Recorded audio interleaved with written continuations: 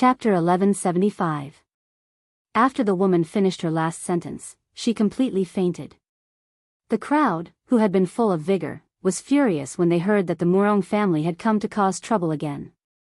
1,000 years ago, the Murong family was only a small aristocratic family. Their status was so high that people could ignore them. However, ever since the sorcerer god had fallen, the Murong family had climbed from a small aristocratic family to one of the 4 great aristocratic families of the Yulong continent. Now, the Murong family's status had almost surpassed that of the number 1 aristocratic family of the Yulong continent. The sorcerer tribe had fallen. The sorcerer tribe had now been reduced to a small aristocratic family. As a once prosperous aristocratic family, the Murong family loved to bully the sorcerer tribe members. As the saying goes, there is no harm if there is no comparison. To the Murong family members, 1,000 years ago, the Murong family could not be compared to the sorcerer tribe. Now, the once prosperous sorcerer tribe had fallen to their current state. Now, the sorcerer tribe could not be compared to the Murong family. This stark contrast allowed the Murong family members to rejoice in their success. Hence, the Murong family members loved to cause trouble for the sorcerer tribe members. They even treated the lives of the sorcerer tribe members as child's play and killed them as they pleased. Some of the Murong family members had even raped the young girls of the sorcerer tribe in public. This was because compared to other families, the women of the sorcerer tribe cared more about their reputation. In the sorcerer tribe, if a woman held hands with a stranger, she would be punished. If she lost her chastity, the woman could only marry the man who had taken her chastity. Otherwise, she would kill the man. Or she would commit suicide. It was because they knew this that the Murong family members loved to defile the young girls of the sorcerer tribe. As the leader of the sorcerer tribe, Wulan had no way and no power to stop them. This was because the sorcerer tribe was no longer the prosperous aristocratic family they had been 1,000 years ago. If they could not bear it, they could openly oppose the Murong family. Then, the sorcerer tribe would not only be humiliated, but they would also be destroyed. If the Murong family wanted to deal with the sorcerer tribe, it would be a piece of cake. Clan leader, so many young girls of the sorcerer tribe have been defiled. This time, we can't take it anymore. Just as the woman finished speaking, someone stepped forward and spoke loudly. At the same time, this person's eyes were filled with tears. The sorcerer tribe members of the sorcerer tribe were mostly sorcerer tribe. Most of the sorcerer tribe were women. There were also men, but not many of them. Most of them were women. Moreover, the women of the sorcerer tribe were very pure. This was because the sorcerer tribe had a rule that forbade any woman from getting close to any man before marriage. However, the Murong family's actions had forced the sorcerer tribe into a dead end. Therefore, the people of the sorcerer tribe yearned for the sorcerer tribe to prosper as much as they yearned for the return of the sorcerer god. Wulan clenched her fists tightly. At that moment, a clear female voice rang out. The Murong clan? Is it the clan that sent people to assassinate Lan Su? Everyone turned to look at Yun Jian when they heard her voice. This was the first time Yun Jian had spoken since she returned to the shaman tribe. Everyone looked at Yun Jian. Lan Su, who was standing in front of Yun Jian, nodded. Yes, the Murong family was the one who sent people to assassinate me, but in the end, Adam blocked the knife and the gun for her and suffered a very serious injury. Hearing Yun Jian speak, everyone turned to look at her. Chapter 1176. Did Yun Jian mean that she was going to attack? The sorcerer goddess was going to attack? The people from the sorcerer tribe were all stunned. They stared at Yun Jian as if they had seen their savior. Ce who stood beside Yun Jian had a faint glint in his eyes. He suddenly arched a brow as if he had a plan in mind. Right now, Yun Jian was standing in front of everyone with an imposing aura. Her red lips curled into a chuckle. Lead the way. Yun Jian's aura was very strong. Even though she did not have any spiritual power, no one could ignore her aura. She was like a king. Sorcerer goddess, follow me. Wulan quickly stood up and walked in front to lead the way for Yun Jian. Just like that, the group of people went to the side courtyard in a grandiose manner. At this moment, in the side courtyard of the sorcerer tribe. It was a gloomy place surrounded by a bamboo forest. From time to time, the sound of birds chirping could be heard. In front of the side courtyard, a few well-dressed young men were holding 3 or 4 young girls from the sorcerer tribe and touching them. He, ha ha ha, run. Run, run again. Let's see where you can run to. Little beauty, just give in to me, ha ha ha. One of the most luxuriously dressed young men stopped a young witch dressed in black and began to grope her. Go away. Go away. Don't touch me. The young girl from the sorcerer tribe cried out in despair. Then, the young girl from the sorcerer tribe wanted to rush to the wall and protect her innocence with her death. Other than cultivating spiritual power, the people from the Yulong mainland had the same physical body as the people from Earth. They would die if they hit the wall. However, before the young girl from the sorcerer tribe could rush over, the chubby young man grabbed her hand and said, He, little beauty, I haven't had my fun yet. How can I let you die? The young man grabbed the young girl from the sorcerer tribe's hand and pushed her down, tearing her dress. Before the chubby hand could reach the young girl from the sorcerer tribe, the young man suddenly felt a strong force kick his waist. Then, the young man was sent flying by the strong force. Bam! The young man did not even have the chance to react before he was kicked far away by Yun Jian, who suddenly appeared. Ah! Pfft! The young man was sent flying and spat out a mouthful of blood. The other young men from the Murong family who wanted to defile the pure young girl from the sorcerer tribe were stunned.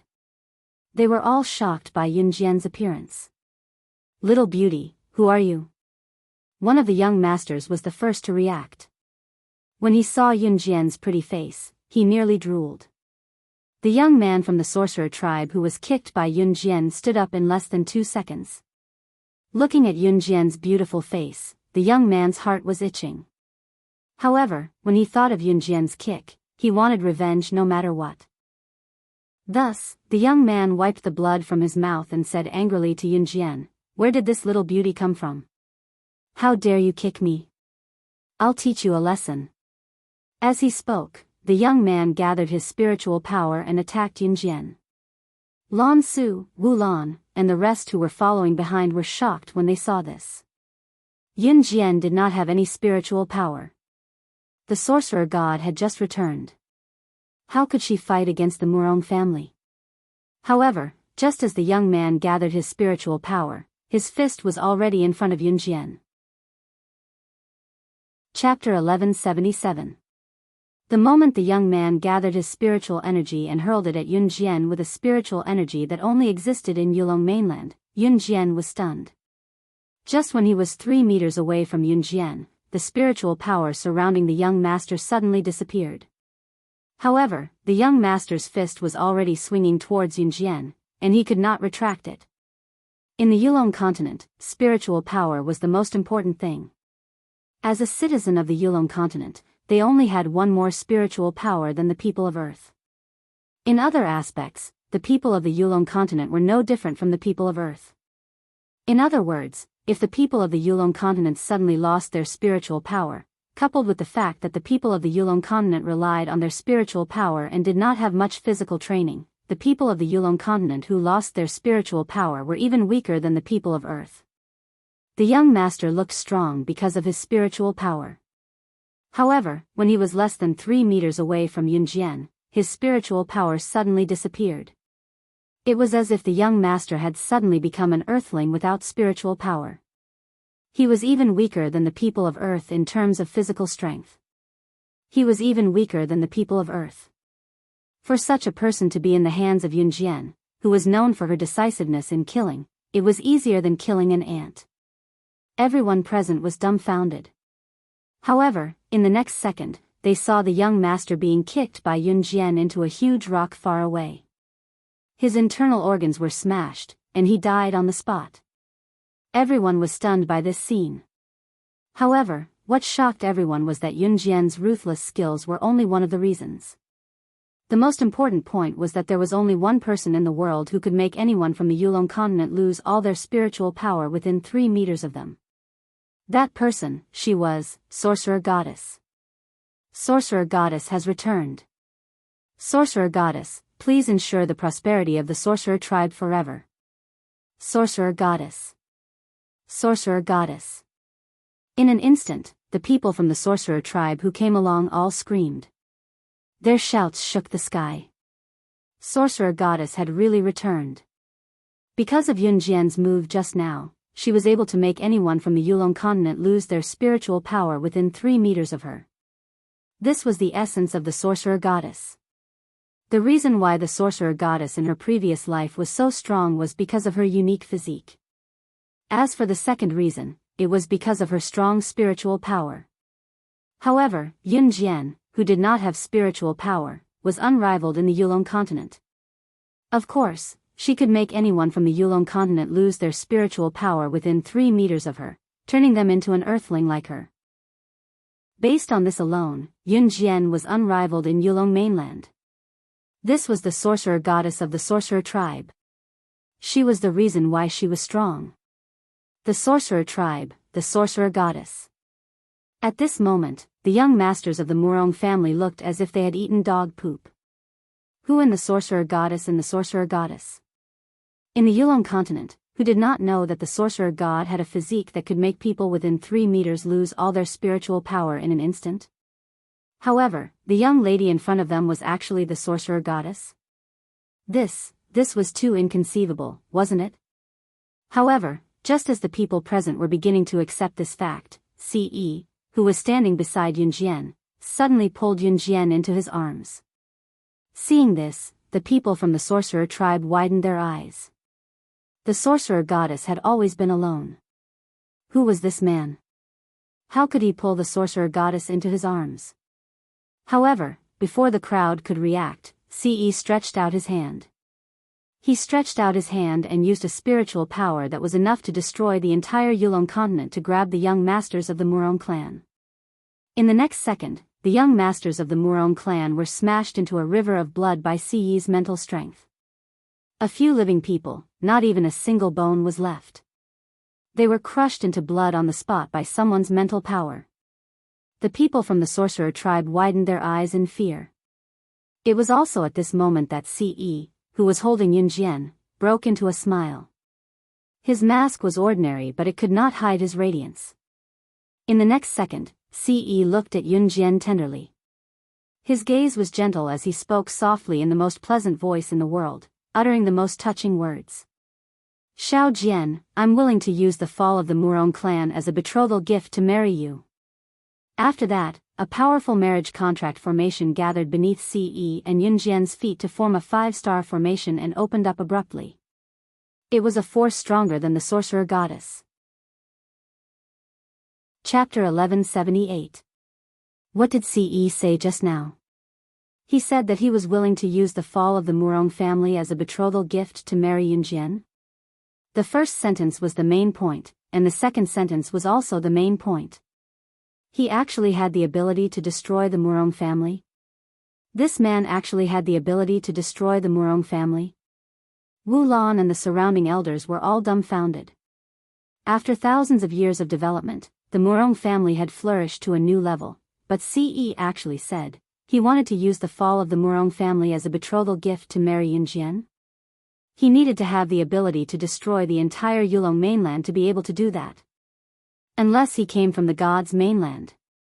As for the second sentence, it was even more unbelievable. He actually wanted to marry the Sorcerer Goddess of the Sorcerer tribe? The Sorcerer Goddess had found a spouse? The Sorcerer Goddess, who had been alone for thousands of years, had found a spouse. There was nothing more shocking than this. However, at this moment, no one was more shocked than Lan Su. Ce had a human skin mask on his face, but Lan Su knew that Ce was the Lord Immortal. The Lord Immortal was really going to marry the Sorcerer Goddess? Lan Su knew about the Lord Immortal. He was a supreme existence in the gods' mainland that controlled all the continents. It could be said that in the entire universe, no one was more powerful than the Lord Immortal. The exit from the Yulong mainland to Earth had been created by the Lord Immortal by tearing space apart. This was something that was impossible in the universe, but the Lord Immortal had done it. Under the crowd's gaze, the 5-star light array beneath Ce and Yunjian's feet grew bigger and bigger. This 5-star light array was the marriage contract array. Under the crowd's gaze, the 5-star light array grew bigger and bigger until its light enveloped the entire world. To be able to cause such a huge light during the marriage contract, it was enough to show that the two people who were going through the marriage contract were kings among men. The light completely enveloped Yunjian and Ce, and a loud explosion was heard. The people standing around widened their eyes in shock. Only the marriage of two extremely powerful people could create such a huge 5-star light array. The 5-star light array that Ce had triggered was probably the entire Yulong mainland. No. It had never appeared on any continent in the entire universe. Oh my God! Someone exclaimed. Ce and Yunjian's figures were completely enveloped by the 5-star light array. Adam and Mawson were also surprised. Lan Su was so shocked that she couldn't control herself. Could this man be from the gods' continent? Someone exclaimed in shock. To the people of the Yulong continent and other continents, the deity continent was the place where the gods lived. There was once a rumor that the sorcerer god came from the deity's continent, but this rumor had never been proven. At this moment, the radiance of the light array began to fade, and the two figures became clear. Above the two of them, 2 silver marriage contract rings condensed. After a while, the 2 silver marriage contract rings flew into Yunjian and Ce's hands. The dazzling light gradually disappeared. A human skin mask fell to the ground. Ce's mask had fallen off. At that moment, Ce's perfect and handsome face attracted everyone's attention. His face was cold, aloof, and deep, giving people the feeling that he was a king.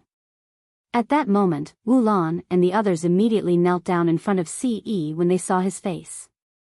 Wu Lan and the others were even more shocked than when they saw Yunjian and the return of the sorcerer god.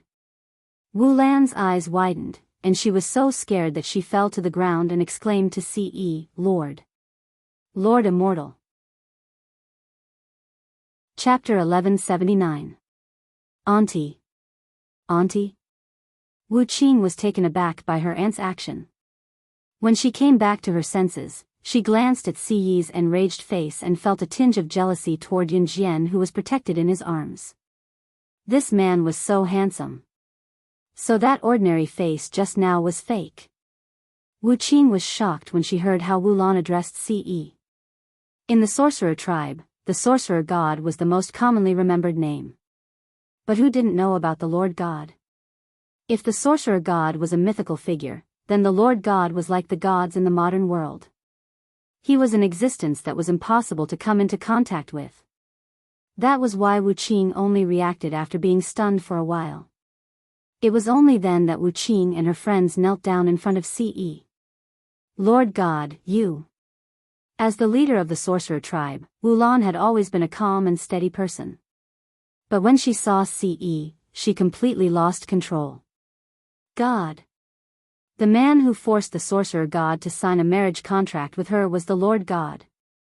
The Lord God. Wu Lan had lived for so many years. She was lucky enough to see Ce at an anniversary ceremony 1,000 years ago. At that time, Ce, who was the Lord God, was personally welcomed by the most powerful king of the Yulong continent. Wu Lan trembled in fear when she recalled the scene. Even when the most authoritative king of the Yulong continent said something wrong, a protector by the Lord Divine Lord's side immediately crippled the most authoritative king of the Yulong continent on the spot.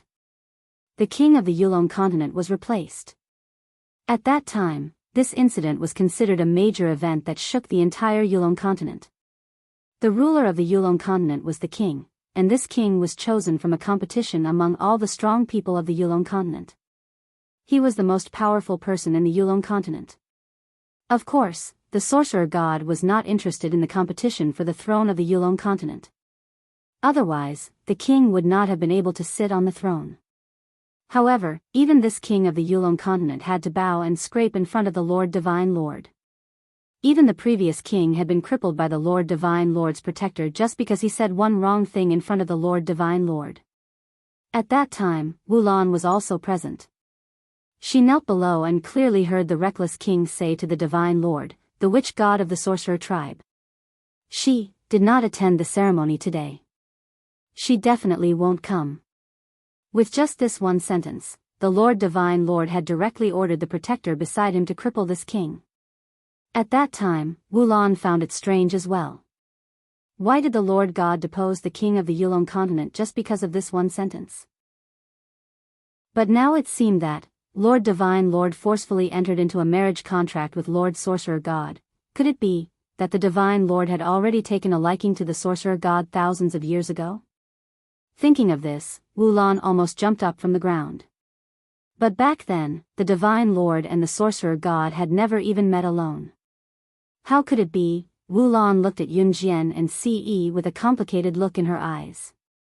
She saw Ce gently lift Yunjian's small hand. Then, he gave a charming smile and opened his mouth in front of everyone, declaring his sovereignty without hesitation. Chapter 1180. After Ce finished speaking, his lips curled up slightly. He would only reveal such a gentle expression when he was looking at Yunjian. Seeing Ce like this, even Wu Lan's old bones trembled. She was obviously shocked by Ce's expression. The Sur Immortal, who came from the deity continent and was extremely famous even in the deity continent, could actually smile at a woman? This was even more unbelievable than the flood in the Yulong continent. Yunjian had not spoken since the beginning, but her eyes were fixed on Ce with a hint of gentleness in them. It had to be said that Yunjian's heart had silently approved of this. Especially when she held the ring on her finger, her heart skipped a beat. A feeling that she had never felt before filled her heart. It was a warm feeling. Just as Wulan and the rest thought that Yunjian would say something, they heard Yunjian softly agree. Then, she blushed. The sorcerer goddess was blushing? The surrounding people all looked on in a daze, unable to react for a while. Even Mo Sun, who was standing at the side, could not help but sigh at this scene. His young master's actions were so fast. However, at this moment, Ce held Yunjian's small hand and turned to look at Wulan. His tall figure made people tremble just by looking at him. After a pause, just as Wulan knelt in front of Ce and was so frightened by Ce's aura that she did not dare to move, Ce's cold voice sounded, "Murong clan, lead the way." Hearing Ce's words, Wulan and the rest of the sorcerer tribe quickly understood. Was the Sur Immortal going to stand up for the sorcerer tribe? The Murong clan was definitely done for this time. For thousands of years, the Murong clan had humiliated the innocent girls of the sorcerer tribe to the point that both humans and gods were furious. This time, the sorcerer goddess had returned. The Sur Immortal had also become the sorcerer goddess's man. The Murong clan was finished. Wulan quickly stood up and led the way like the wind, leading everyone to the Murong family. She could not wait to destroy the Murong family. The members of the shaman tribe hated the Murong family to the core. At this moment, in front of the main hall of the Murong family, there were many people sitting here. There were both men and women, but most of them were older. There were also a few younger ones. These young people were undoubtedly the hope of the Murong family's new generation. At that moment, an old man who appeared to be in his 40s was sitting at the very top of the Murong family. He was, without a doubt, the head of the Murong family, Murong Jing. At this moment, Murong Jing was sitting at the top, looking down at the group of people below. Where's Hua, Murong Jing asked solemnly as he turned to look at a young man with decent looks. He, patriarch, him? He brought people to the shaman tribe. He said that he wanted to find a clean girl from the shaman tribe to have some fun with. The young man called laughed cruelly and spoke in an extremely lascivious manner. This person's name was Murong Yu. He often went to the shaman tribe to persecute poor girls. I told you not to go to the shaman tribe to cause trouble. You better take it easy in the future. If one day, the sorcerer goddess of the shaman tribe returns, When Murong Jing mentioned the sorcerer goddess of the shaman tribe, his voice trembled with fear. However, before Murong Jing could finish speaking, Murong Yu snatched the right to speak. Hey, patriarch. Where did this sorcerer goddess come from? If the shaman tribe really had a sorcerer goddess, how could they have fallen to their current state? Hee, those girls from the shaman tribe are really clean. TSK, I don't even want to get out of their bed. Murongyu spoke even more impudently. Chapter 1181. Don't talk nonsense. The sorcerer god of the sorcerer tribe has never lied.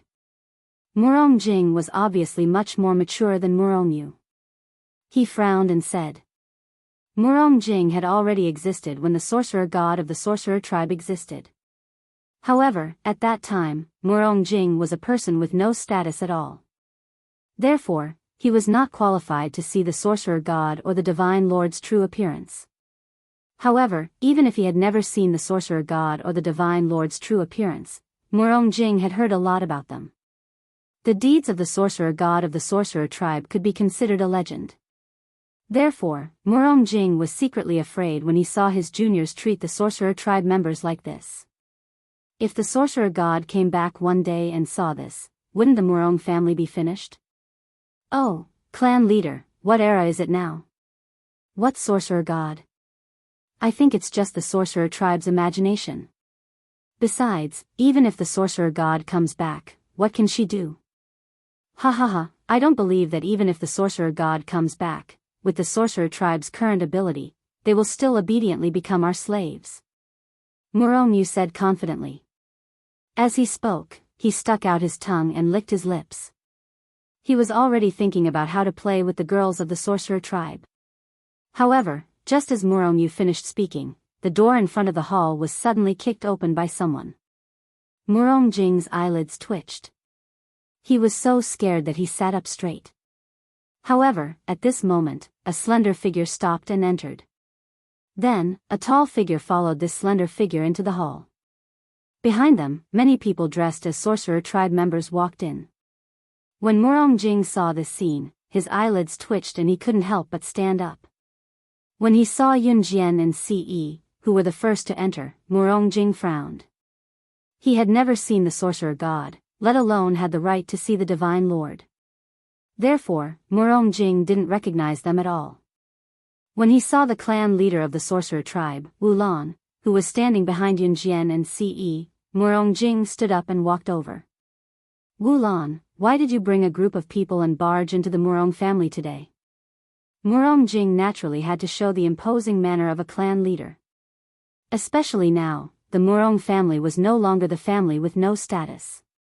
The Murong clan was now one of the 4 aristocratic families of the Yulong continent. His status was different from before. Murongjing's imposing voice made many of the Murong family members present feel respect for him. Their Murong family's patriarch was indeed different. Whether it was in terms of aura or strength, they were not to be underestimated. The Murong clan was indeed a dragon among men.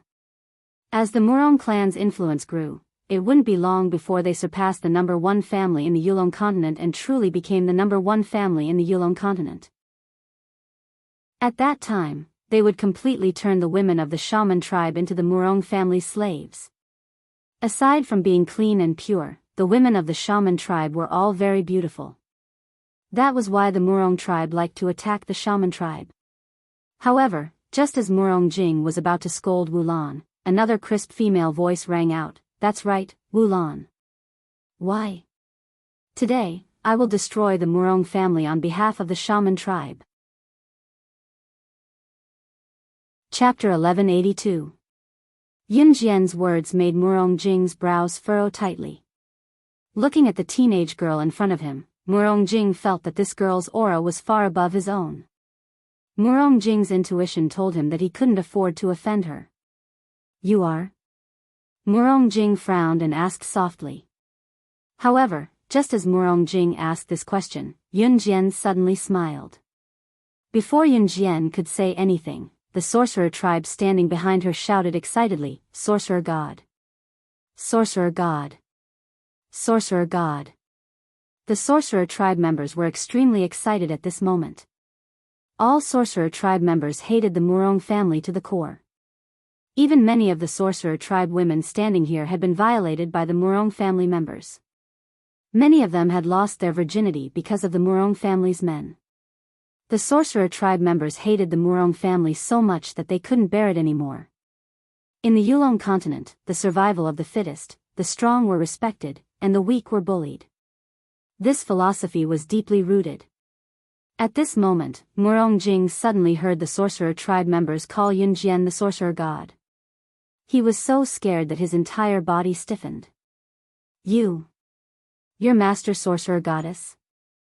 Murong Jing pointed at Yunjian, unable to contain his shock. As for the group of people from the Murong family, they heard the sorcerer tribe members call Yunjian. A few of the younger generation didn't know the sorcerer god's ability back then, so at this moment, they all laughed loudly. Especially Murong Yu. His laughter was especially intense. Ha ha ha. This girl is the sorcerer god? The legendary sorcerer god of the sorcerer tribe? This is a joke, right? I thought the sorcerer god of the sorcerer tribe was an old woman. Did you sorcerer tribe members randomly find a beautiful girl to make up the numbers? Murong Yu chuckled. At the same time, he looked at Yunjian with a lascivious gaze. Everyone present clearly saw the evilness that flashed through his eyes. Murong Yu was staring at Yunjian's ravishing face with a malicious gaze before he cackled and said, "That's right, Yunjian's pretty face. Little girl, you're so beautiful, do you want to follow me? I guarantee that you'll have a good time." Before he could say the word heaven, Murong Yu suddenly felt an invisible hand grab his throat and lift him up from the ground. Cough, cough, cough. Murong Yu was startled. He desperately stretched out his hand, trying to break free from the invisible palm. Not far away, Ce stretched out his hand and used his spiritual power to lift Murong Yu up from the ground. "Do you think a piece of trash like you can covet my woman?" Ce said coldly. As he spoke, a terrifying killing intent flashed across his eyes. "Sorcerer God, Lord Divine Lord, please uphold justice for our sorcerer tribe. We'll return the humiliation that we've suffered for thousands of years to the Murong family." Wulan stood behind Ce. At the same time, she directly knelt down in front of Yunjian and Ce and shouted loudly. Everyone from the sorcerer tribe knelt down in front of Yunjian and Ce and shouted with all their might. "Sorcerer God, Lord Divine Lord, please uphold justice for our sorcerer tribe. We'll return the humiliation that we've suffered for thousands of years to the Murong family." The sorcerer tribe members shouted with all their might. For a moment, their shouts could be said to have broken through the sky. In spite of it, be it Murong Yu who was choked by Ce's mental strength, Murong Jing, the head of the Murong family, or everyone else in the family, all of them were completely stupefied. "God. Your Lord Divine Lord." Murong Jing looked at Ce and was so frightened that he knelt down on the spot. Chapter 1183. One was the Lord God, and the other was the Sorcerer God. No matter which one it was, they were all well known in the Yulong continent. There were even some children who were unwilling to cultivate spiritual power. Their parents would use such words to scare their children: "If you don't want to cultivate spiritual power, fine. Children who don't cultivate spiritual power will be eaten by the Lord God and the Sorcerer God." The Lord God and the Sorcerer God had already become frightening existences in the entire Yulong continent. Because of their strength. Compared to the Sorcerer God, the Lord God was indeed from the God's continent. What was the God's continent? The God's continent was the place that directly controlled the life and death of all continents. There were also people who said that the Sorcerer God came from the gods because of his strength. Murong Jing had heard of this before, so he was afraid of the Sorcerer God whenever he heard the name. Because he had heard that the Sorcerer God had torn a god from the God's continent into two halves. The God's continent. It wasn't hard to imagine that the people from the God's continent were all gods. That was the place where people were immortal and indestructible. That was also the place where the gods lived. However, a god from the God's continent had been torn into two halves by the Sorcerer God with one hand and died on the spot. Killing a god with one hand. It was also from then on that the name of the Sorcerer God spread. That was why Murong Jing was so scared when he heard the name of the Sorcerer God. That was why the sorcerer god had become a terrifying existence in the hearts of countless people in the Yulong continent. As for the Lord God, there were rumors that the Lord God was the ruler of the gods' continent. There were also rumors that the Lord God was the son of the king of the gods' continent. No matter which continent, the ruler was called the king. There were many legends about the Lord God. Since the existence of the Yulong continent, the Lord God had never come to the Yulong continent more than 3 times. To the Lord God, this was a person that only existed in fantasy. Therefore, when Murong Jing heard that Ce was Lord Deity, the shock he felt was undeniable. God. Lord God. Lord God, spare. Spare my life. Murong Yu, who was suspended in the air by Ce's mind power, finally believed it. He had never felt such a powerful force. Such a powerful force was enough to destroy the entire Yulong continent.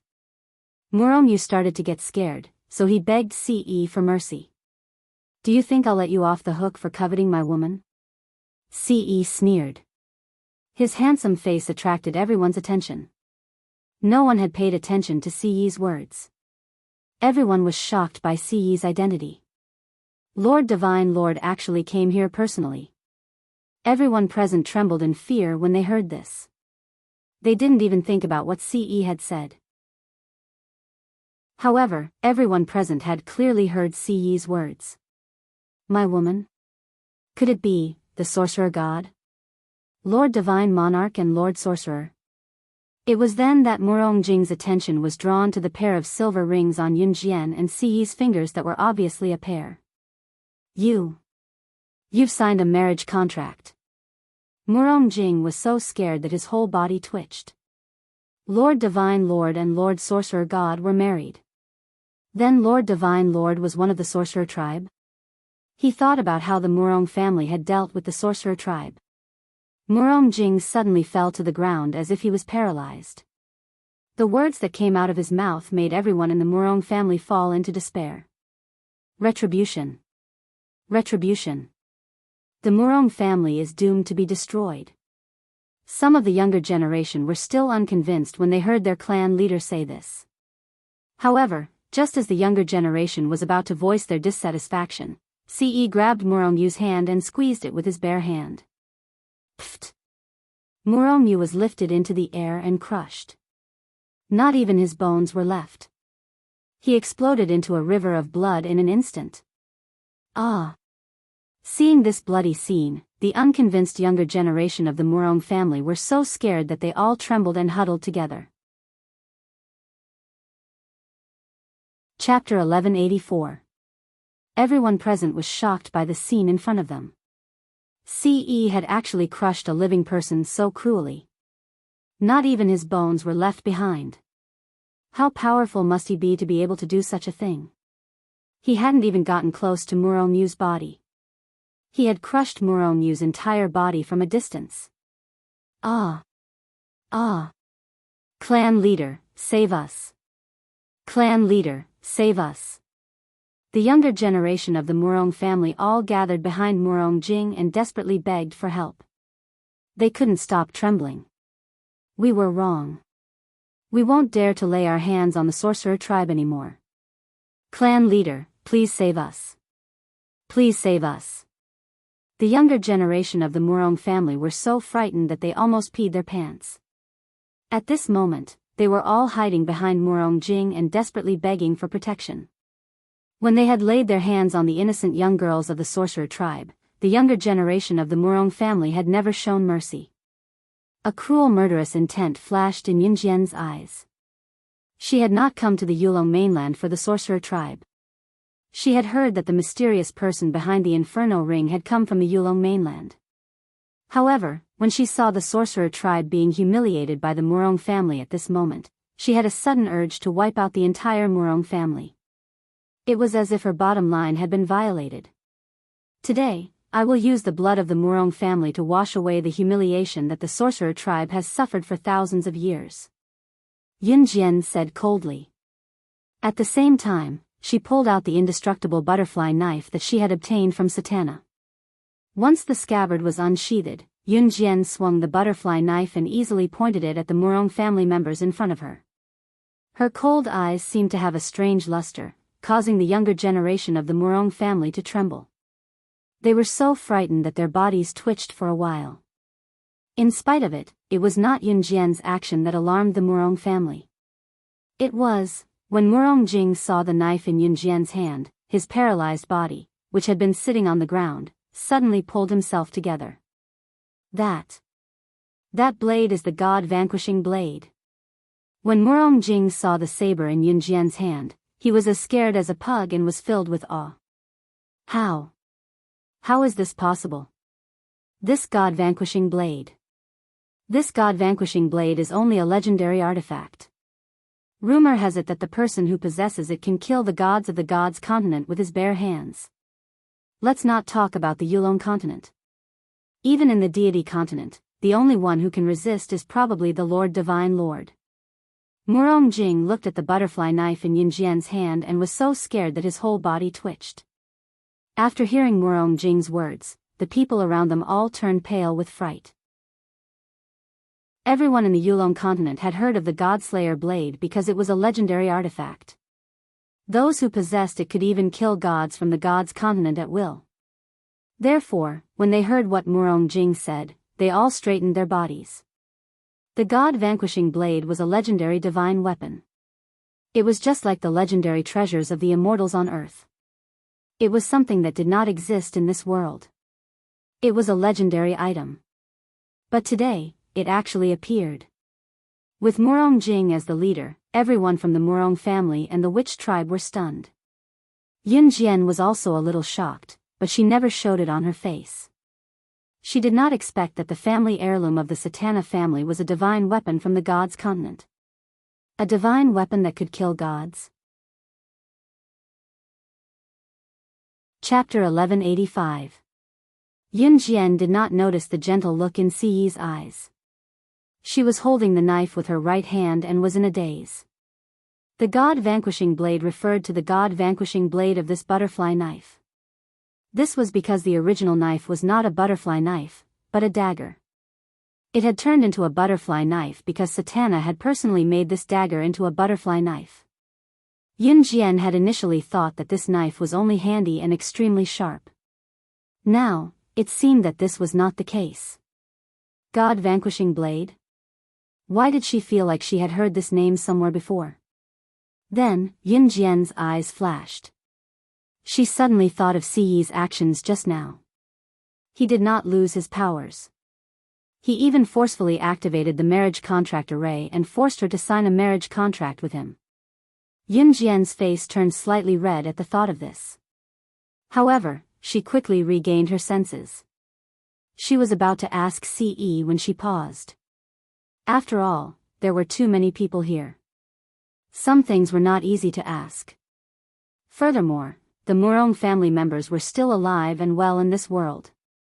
When Murong Jing saw the God-vanquishing blade in Yun Jian's hand, he felt even more hopeless. He thought about how the Murong family had committed crimes against the sorcerer tribe for thousands of years. Was it really going to fall today? Just as Murong Jing was thinking about this, Wulan and the rest of the sorcerer tribe were extremely excited. The sorcerer god had returned with glory. The glorious era of the sorcerer tribe was about to arrive. Sorcerer god, Sir Divine Lord, please uphold justice for the sorcerer tribe. We will return the humiliation that we have suffered for thousands of years to the Murong family. With Wulan as the leader, the rest of the sorcerer tribe looked at Yun Jian and Siyi. They knelt down again and shouted in unison. The humiliation that the sorcerer tribe had suffered would be returned to the Murong family today. When Yun Jian heard the shouts of the sorcerer tribe behind her, she suddenly placed the blade of the butterfly knife in front of her. Then, her red lips curled into a red arc. She simply blurted out a word that would determine the fate of the Murong family: kill. With the Lord Shaman and Lord Divine Lord leading the battle between the shamans and the Murong clan was about to begin. After hearing Yun Jian's words, the sorcerer tribesmen who were kneeling behind Yun Jian and Siyi all stood up and charged into the Murong family with an imposing manner. As for the Murong clan, they were at a disadvantage from the very beginning because their momentum was weaker. However, just as the battle began and Yun Jian was about to step forward, Ce pulled Yun Jian back with her left hand. At the same time, Ce stretched out her right hand. Just like that, a huge invisible force was formed. His outstretched palms suddenly clenched. In the next second, a horrifying scene took place. Everyone in the Murong family seemed to have been lifted up by someone's hand. Even the head of the Murong family, Murong Jing, was no exception. Everyone was lifted up into the air and grabbed by their throats. In the next second, a "pu" sound was heard. Everyone in the Murong family was lifted up into the air and Ce clenched his fist. In just an instant, the thousands of people in the Murong family were reduced to blood with a "pu" sound. Not even a single bone was left. Thousands of people were reduced to blood in an instant. Blood flowed like a river.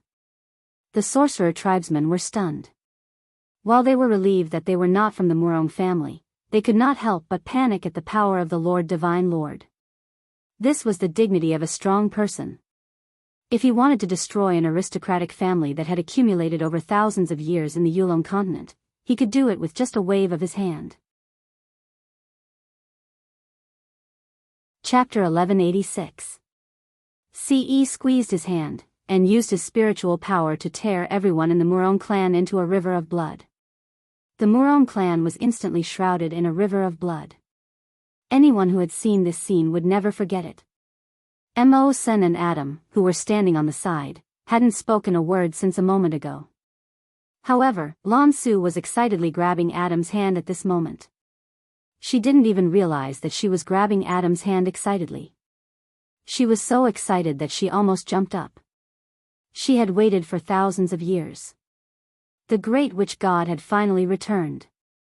The witch race had finally returned to its former glory days. There was a flower-like smile on Adam's face at this moment. Because a certain tender little hand was grabbing her tightly, and she hadn't noticed it yet. Adam felt that his young master was particularly cool at this moment. He had tried every means to get Lan Su close to him some time ago. But he hadn't been able to do so. As a result, Ce had destroyed the Murong clan with a wave of his hand. And Lan Su had been tightly grabbing his hand this time. This feeling made Adam feel very good. Cough, the smell of blood here is too strong. I'll go out for a walk. Mo Sen saw that Adam was grabbing Lan Su's tender hand in broad daylight. He almost choked. After coming back to his senses, Mo Sen said this, then turned around and left the place, heading outside. Ce had destroyed everyone in the Murong clan. Then, he pulled Yun Jian's little hand and left. The people of the witch race didn't dare to say anything when they saw this. Moreover, Ce and Yun Jian had already signed a marriage contract. So, they were already husband and wife. The people of the witch race would naturally deal with the aftermath of the Murong clan's annihilation. News always spread the fastest in the Yulong continent. The news that the Murong clan had been annihilated had spread throughout the Yulong continent in less than an hour. The head of the four big clans of the Yulong continent was the #1 aristocratic clan of the Yulong continent, the Huyan clan. The Huyan clan was the #1 aristocratic clan of the Yulong continent. The Huyan clan had been famous for thousands of years like the witch race. However, the difference between the Huyan clan and the Shaman clan was that the Huyan clan had always been a famous aristocratic clan since 1,000 years ago. In fact, it had never declined. Moreover, the status of the Huyan clan was second only to that of the Shaman clan 1,000 years ago. Back then, the sorcerer tribe was the #1 family in the Yulong continent. No aristocratic family could surpass him. Therefore, the Huyan clan had become the #1 aristocratic family of the Yulong continent after the sorcerer race had declined. An old man in his 50s was sitting on a chair at the top of the Huyan clan's main hall. He was holding a walking stick. Many juniors were seated beside him. This 50-something-year-old man was the patriarch of the Huyan clan. His name was Huyan Ba. Huyan Ba was sitting at the top. He was frowning as he listened to the news that had just come from not far away. After a moment of silence, Huyan Ba finally opened his mouth. With the dignity of a patriarch, he calmly said, "What did you say?" The Murong family was actually destroyed by the shaman tribe? The person who was standing not too far away to deliver the news replied without hesitation, "That's right, the Murong family has been destroyed. I don't know where the shaman tribe got the ability to destroy the Murong family this time." The person remained silent for 2 seconds. Then, he continued to speak, "There are rumors that the Lord Witch God of the shaman tribe has returned."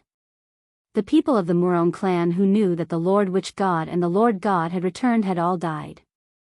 Therefore, this person was only guessing at the moment. He didn't have any concrete evidence. Impossible. How can the Lord Witch God return?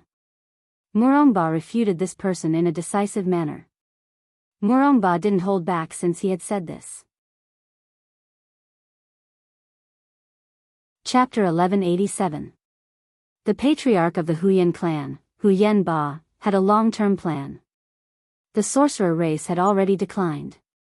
However, eradicating the sorcerer race wasn't something that could be done in a short period of time. It must be known that the sorcerer race had been the #1 aristocratic family in the Yulong continent for thousands of years.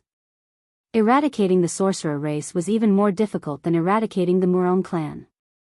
The reason why Huyan Ba didn't dare to act rashly was very simple. The Murong clan had been exterminated. Huyan Ba felt that the sorcerer race hadn't done this. He also didn't believe that the sorcerer god of the sorcerer race had returned. Therefore, there was only one explanation for the Murong clan's extermination. There was an 80% chance that the sorcerer race had joined forces with a powerful clan to eradicate the Murong clan. In other words, the sorcerer race had an expert helping them from behind. Therefore, Huyan Ba planned to take his time and planned to slowly eliminate the sorcerer race. Yunjian and Ce didn't know what had happened in the Huyan clan. Even the people of the sorcerer race didn't know about it. Eradicating the Murong clan meant that the sorcerer race wouldn't be suppressed in the future. They could pick themselves up again. Yunjian and the others had been arranged to stay in the sorcerer race's most luxurious main hall. Yunjian and Ce were standing in a bamboo forest in the sorcerer race's main hall. Yunjian had taken the initiative to call Ce over. It was very quiet here. Even the people of the sorcerer race rarely came here. Yunjian raised her head and looked at Ce. She pursed her red lips. Then, she took out the butterfly knife made from the god-destroying blade and placed it in her hand. Yunjian slowly raised her head and looked at Ce. She wiped her red lips. Her beautiful face and clear eyes fascinated Ce. Yunjian paused for 2 seconds. Then, she asked Ce, "Is this yours?" Yunjian raised her hand and shook the butterfly knife in her hand. "You gave this to me, didn't you?" She did not ask the latter question in a questioning tone. Instead, she spoke to Ce with certainty. She looked at Ce, only to see Ce raise his eyebrows. Hearing Yunjian's question, Ce would never hide the truth from Yunjian. He replied decisively, "Yes." At the same time, he reached out and pulled Yunjian into his embrace. Mesmerized by the girl's fresh and clean scent, Ce could not help lowering his head and bending down to Yunjian's ear, where her collarbone was, to savor her wonderful scent as he explained, "There's no need for that. I did forge the god-vanquishing blade into a butterfly knife and asked Satana to pass it to you." In other words, Satana did not give his family heirloom to Yunjian. Compared to Satana's family heirloom, the god-vanquishing blade in Yunjian's hand was the true treasure. Compared to Satana's family heirloom, the blade of the butterfly knife in Yunjian's hand was the true divine weapon. It was one of a kind in the world. It could be said that the two could not be compared at all. Ce had merely borrowed Satana's hand to pass the god-vanquishing blade that he had personally ordered his men to modify into a butterfly knife to Yunjian. Yunjian did not ask where Ce got the knife. She was suddenly touched that he had given her such a precious item without a word. Yunjian's heart warmed. Just as she was about to say something in gratitude, Ce's shameless words were heard. "Xiao Jian, don't move. Let me touch you." Just as Yunjian reacted, she felt a large palm reaching under her shirt. It went around her bra to latch onto a soft part of her and pinched gently. Chapter 1188. Shameless. Yun Jian wanted to scream right then and there.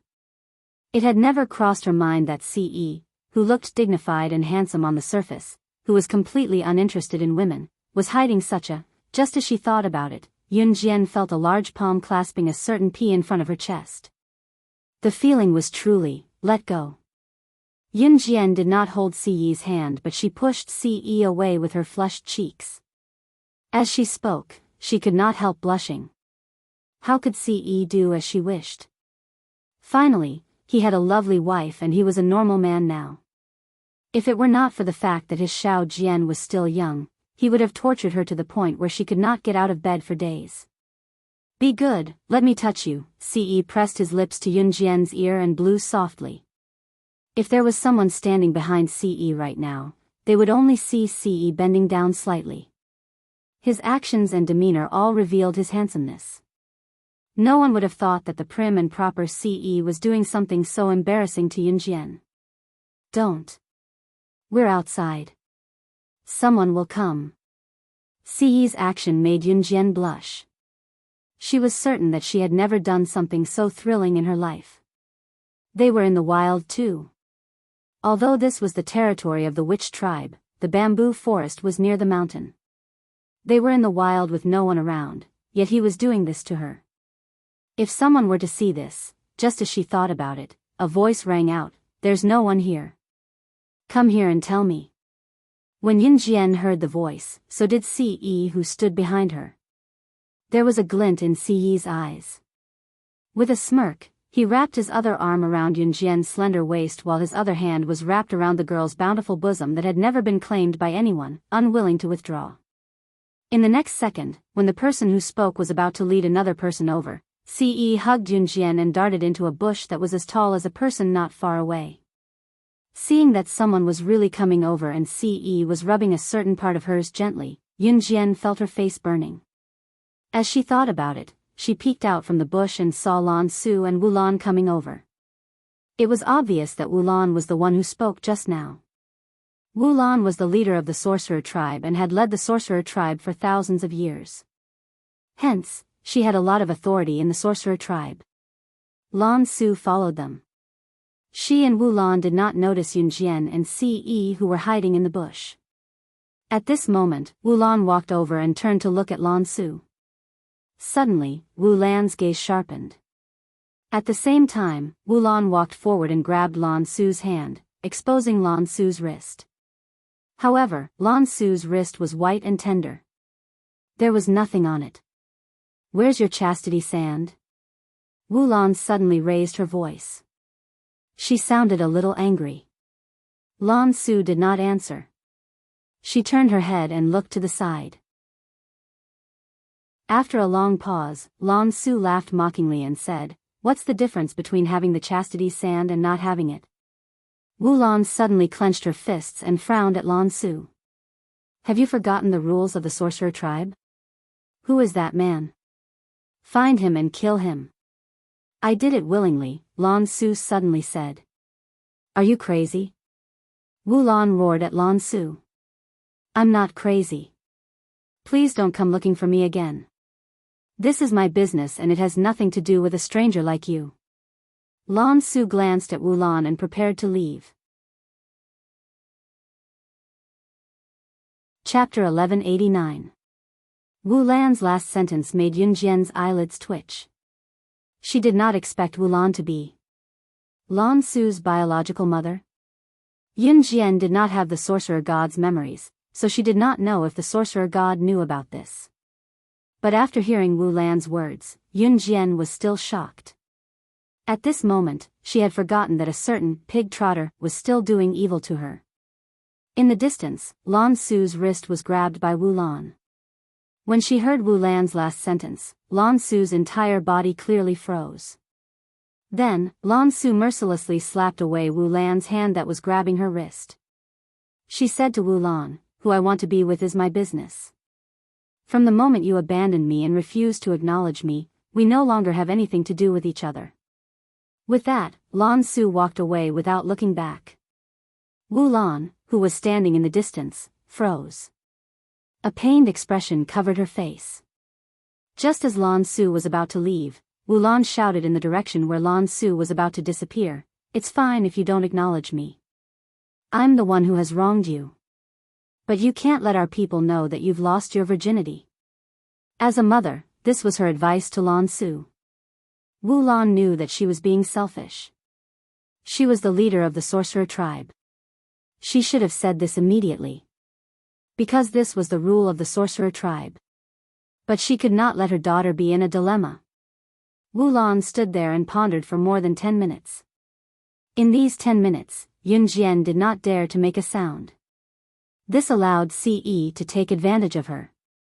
After Wu Lan left, Ce brought Yun Jian out of the bushes. In spite of it, Yun Jian's top was disheveled. If anyone saw this, they would think that she and Ce had done something. By the time Yun Jian and Ce returned to the sorcerer tribe's main hall, the banquet had already begun. The people of Yulong continent still needed to eat and drink, just like the people on Earth. Apart from having a constitution that allowed one to cultivate, as well as being able to easily live for over 1,000 years as long as one cultivated. His other physiques were exactly the same as those of the people on Earth. After dinner, Yun Jian asked Wu Lan some questions. She came here to find the whereabouts of the mysterious man. Moreover, Yun Jian did not intend to stay for long this time.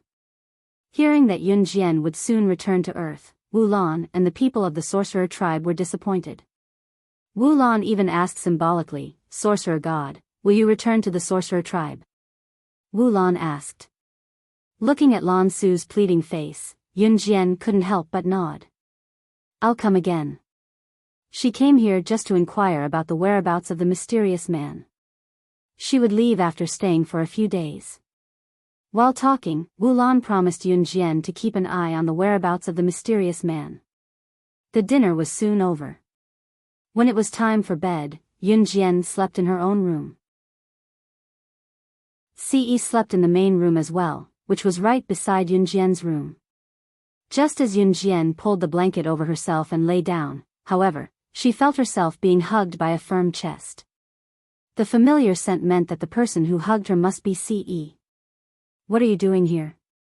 Yun Jian blushed once she recalled what happened in the bamboo forest today and pushed Ce away. "Xiao Jian, it's our wedding night today. Where else can I go if I'm not here?" Ce lifted Yun Jian's hand shamelessly and looked at the matching ring on her finger as he said matter-of-factly. Yun Jian's cheeks flushed at his words. In the next second, Ce pounced on Yun Jian, pressing himself on top of Yun Jian. A certain part of him was swollen and hot, pressing against her softness through their clothes. "Xiao Jian, let's consummate our marriage." Ce's breathing quickened as he pressed himself on Yun Jian, his deep and magnetic voice ringing softly. Ce's current image was completely different from his usual aloof attitude toward others. Chapter 1190. While Yun Jian was drowning in shame, Ce's hands slid down her body to cup the girl's ample bosom again. Since Ce had signed a marriage contract with her, tonight was indeed their wedding night. In the dark, Yun Jian extended her hands and placed them on Ce's firm chest. Just as she placed her hands on Ce's chest, a sharp glint flashed in Ce's dark eyes. His Xiao Jian knew how to take the initiative now. Just as Ce thought about it, Yun Jian pressed her lips together. Her action was different from before. Even in the dark, Ce could clearly see Yun Jian's pursed lips. Her bashful action was like a young woman who had just gotten married. Ce was mesmerized. Be it in the past or now, the only person who could mesmerize him was his Xiao Jian. Ce was currently on top of Yun Jian, a certain swollen part of his body pressing against her soft hole. Despite being separated by 2 layers of clothes, it was unbearably hot. In the dark, Yun Jian's cheeks flushed even more.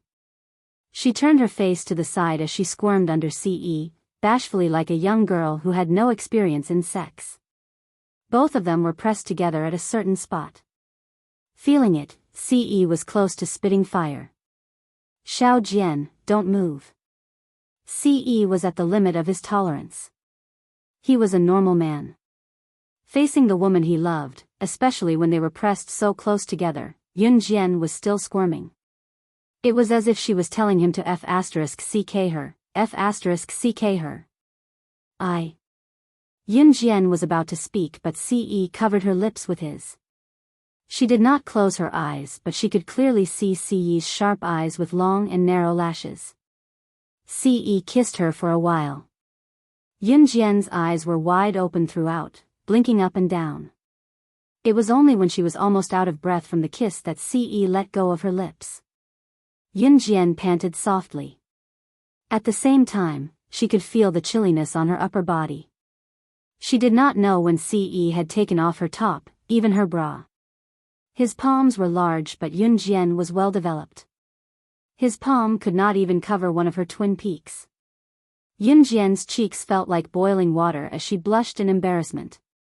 Ce went to Yunjian's ear and coaxed her softly, "Xiao Jian, call me by my name." She had never called him by his name before. He looked at Yunjian expectantly while his hands never stopped moving. Yunjian felt her breasts swell. She pushed Ce, but he could not get up. It was true that he was stronger than her. Yunjian's cheeks were still flushed. When Ce went close to her side, she suddenly called out softly, "Hubby." Ce, who only wanted to hear Yunjian call him by his name, was stupefied on the spot by the soft voice. What did she call him? While Ce was stunned, Yunjian suddenly gave him a hard shove. Her push pushed Ce down and she flipped over to straddle him, turning the position of being on top of a man from a woman's bottom to being on top of a woman from a man's bottom. Her lower body was still wearing pants, but her upper body was already naked. In spite of it, Ce was dressed neatly as if he was a gentleman who came to watch a show. Yunjian bent down and pressed her chest against Ce's chest. She removed Ce's top quickly and said with a smile, "Fair enough. I'm the one on top."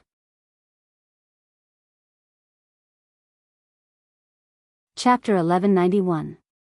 It turned out that she had called him "hubby" just now to distract him so that she could turn the tables and take control of the situation. When Ce learned of Yunjian's intention just now, he was not angry. Instead, he looked at Yunjian with a smile. "Say it again," he told Yunjian gently, not planning to press Yunjian beneath him again. His Xiao Jian was the only one in this world who could distract him. Only his Xiao Jian was the only person in the world who could do whatever she wanted to him. Ce thought that even if his Xiao Jian held a knife to his neck or killed him, he would dote on her without hesitation. Even if she were to wreak havoc in an Hun group, not only would he not stop her, he would even help her. Ce had never thought that he would one day become like this for a woman. "What are you shouting for?" Yunjian was suddenly playful. She sat on Ce's upper body, their private parts pressed together with only two thin pieces of pants between them. Yunjian, who was sitting on Ce, purposely bent down to press her chest against his as she spoke, her waist moving her lower body and twisting it twice. Ce was almost burning with lust. He grabbed Yunjian's soft hand and pressed Yunjian beneath him once more. Ce's breathing was ragged as he panted with a smirk.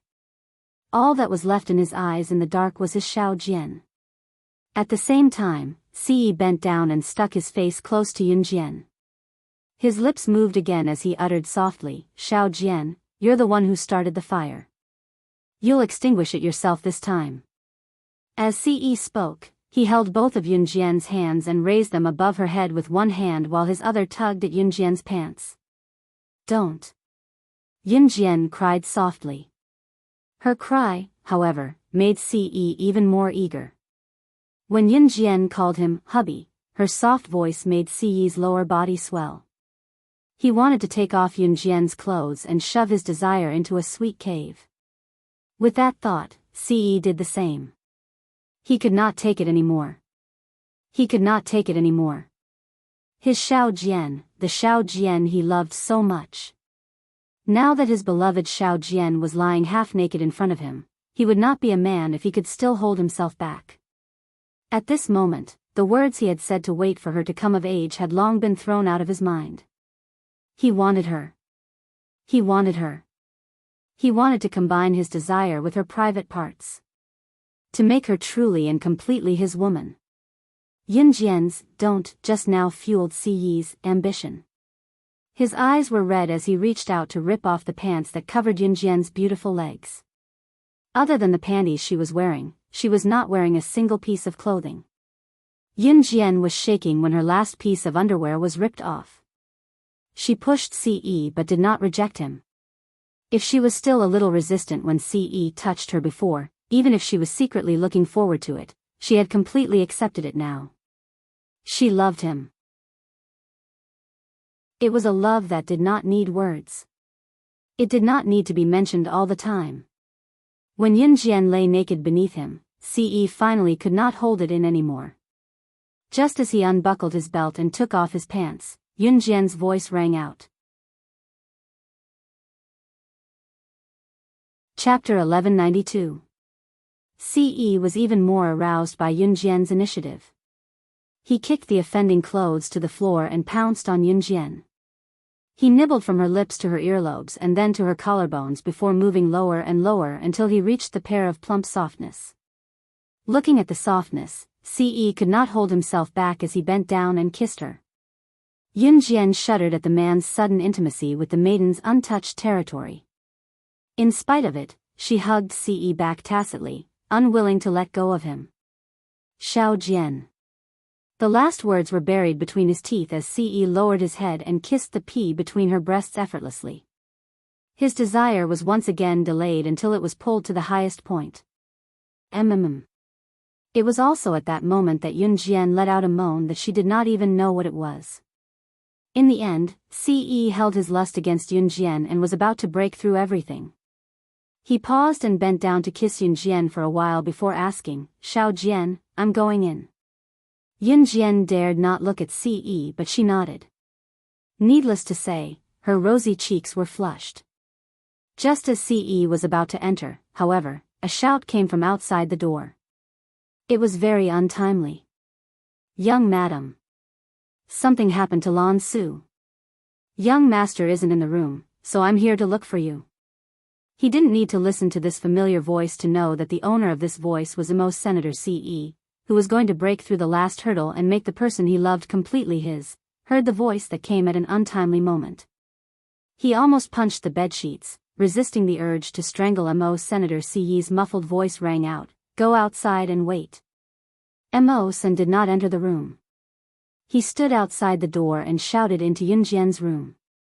He dared not enter the young madam's room casually. If he did, it would be strange if his young master did not kill him. However, when he heard his young master's voice coming from inside the room, Imo Sen was completely stunned. He stood there stupidly, and the anxiety in his heart was instantly forgotten. For a moment, he really couldn't react. "Get the hell away from me." This was one of the few times Ce lost his temper. Seeing that Imo Sen was still outside the door, Ce growled again. At the same time, he was holding Yunjian's soft body, feeling impulsive. Just a little bit more and Xiao Jian was going to be his woman. But in the end, he was interrupted by Imo Sen, that stupid donkey. It was the first time Ce felt so impulsive. At the same time, his desire was swelling. It was also the first time Ce found Imo Sen an eyesore.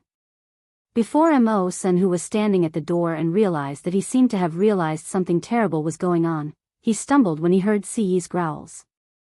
Eventually, he steadied himself and turned to walk away. Yunjian, who was pinned down by Ce, knew that it was not going to happen today. Seeing Ce's impulsive look, Yunjian hugged Ce back out of worry for Lan Su. At that moment, Ce looked like a kid who was caught stealing candy and had his candy confiscated.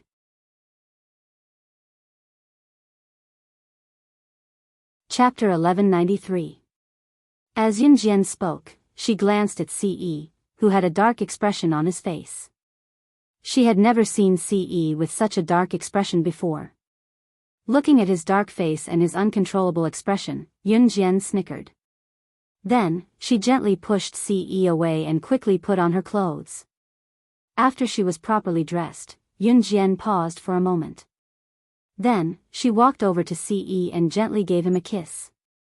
It was only then that Ce's handsome features relaxed slightly. He kissed the girl's sweet lips for a while before releasing the frown that was initially furrowed. "I'll go too."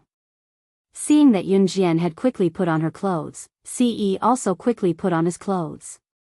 Out of the corner of his eye, he caught a glimpse of the red hickeys around Yun Jian's collarbone. Those were obviously marks left by himself.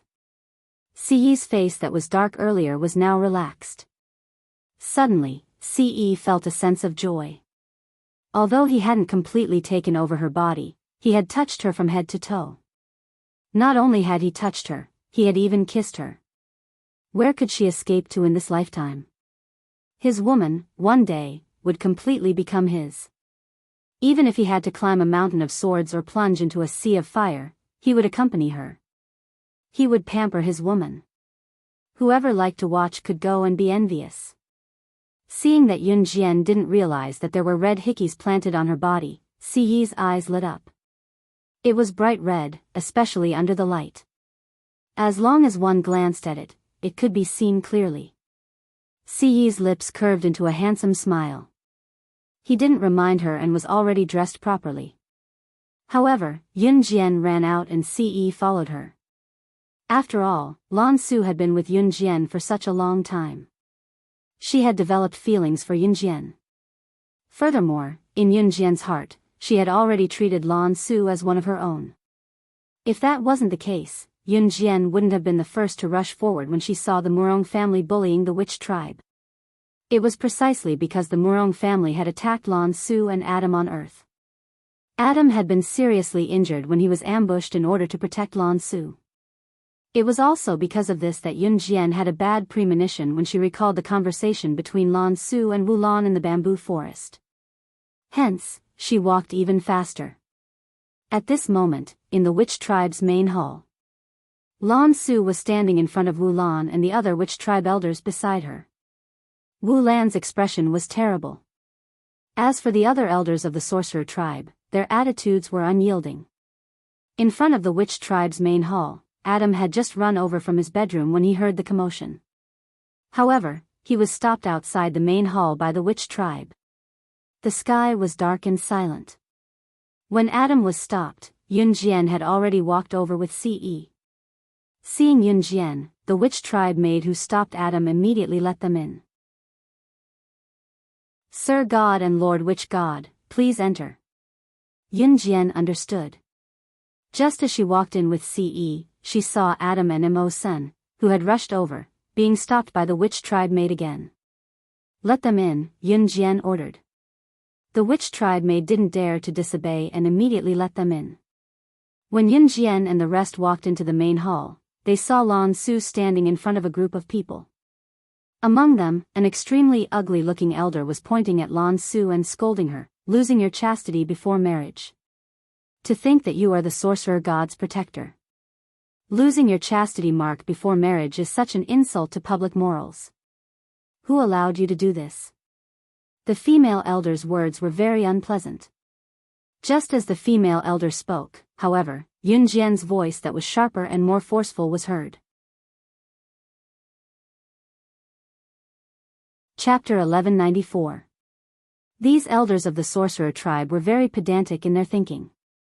To put it bluntly, they were comparable to the old antiques of country Z on Earth. From some perspectives, the elders of the sorcerer tribe were even more exaggerated than the older generation of country Z. Although the sorcerer goddess was older than the tribe leader and was the most powerful existence in the sorcerer tribe, there were always some people who felt that they could lecture her from the perspective of an elder. Even because Yun Jian looked younger, these elders of the sorcerer tribe were like Yun Jian's teachers and wanted to lecture Yun Jian in every possible way.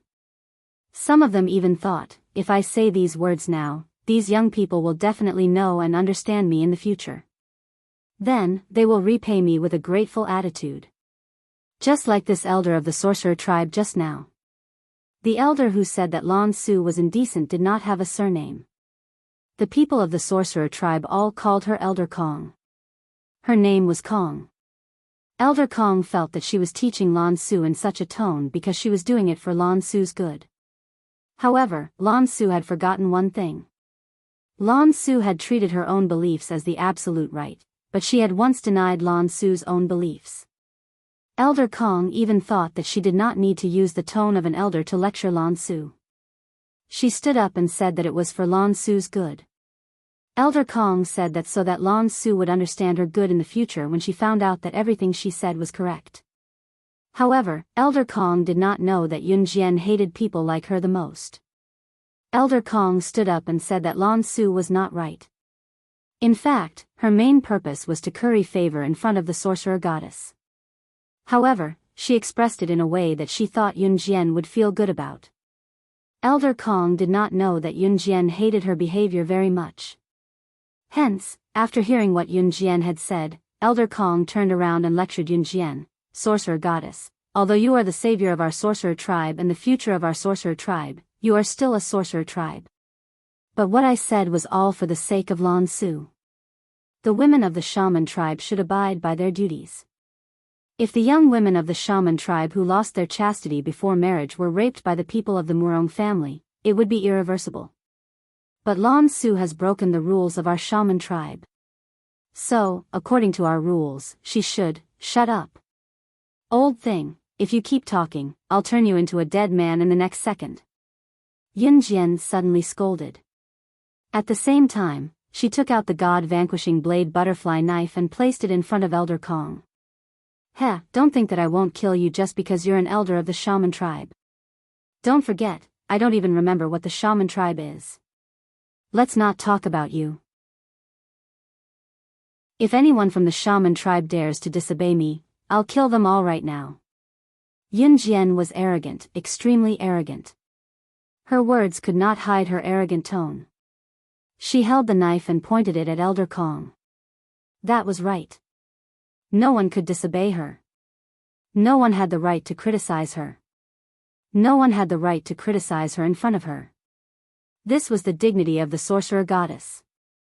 Perhaps it was because he had lived a carefree life for thousands of years that Elder Kong had long forgotten the arrogance of the sorcerer goddess. It was because she was strong. That was why she was arrogant. Her words were like the sky in the entire shaman tribe, in the entire Yulong mainland. That was an imperial edict. Everyone present was suddenly shocked by Yun Jian's actions. Especially Elder Kong. If the sorcerer goddess from thousands of years ago was standing in front of him, Elder Kong would not dare to lecture her. However, the current Yun Jian made Elder Kong think that she was someone he could control. However, Elder Kong was wrong. When Yun Jian pointed the god-vanquishing blade at Elder Kong was so frightened that he almost knelt down.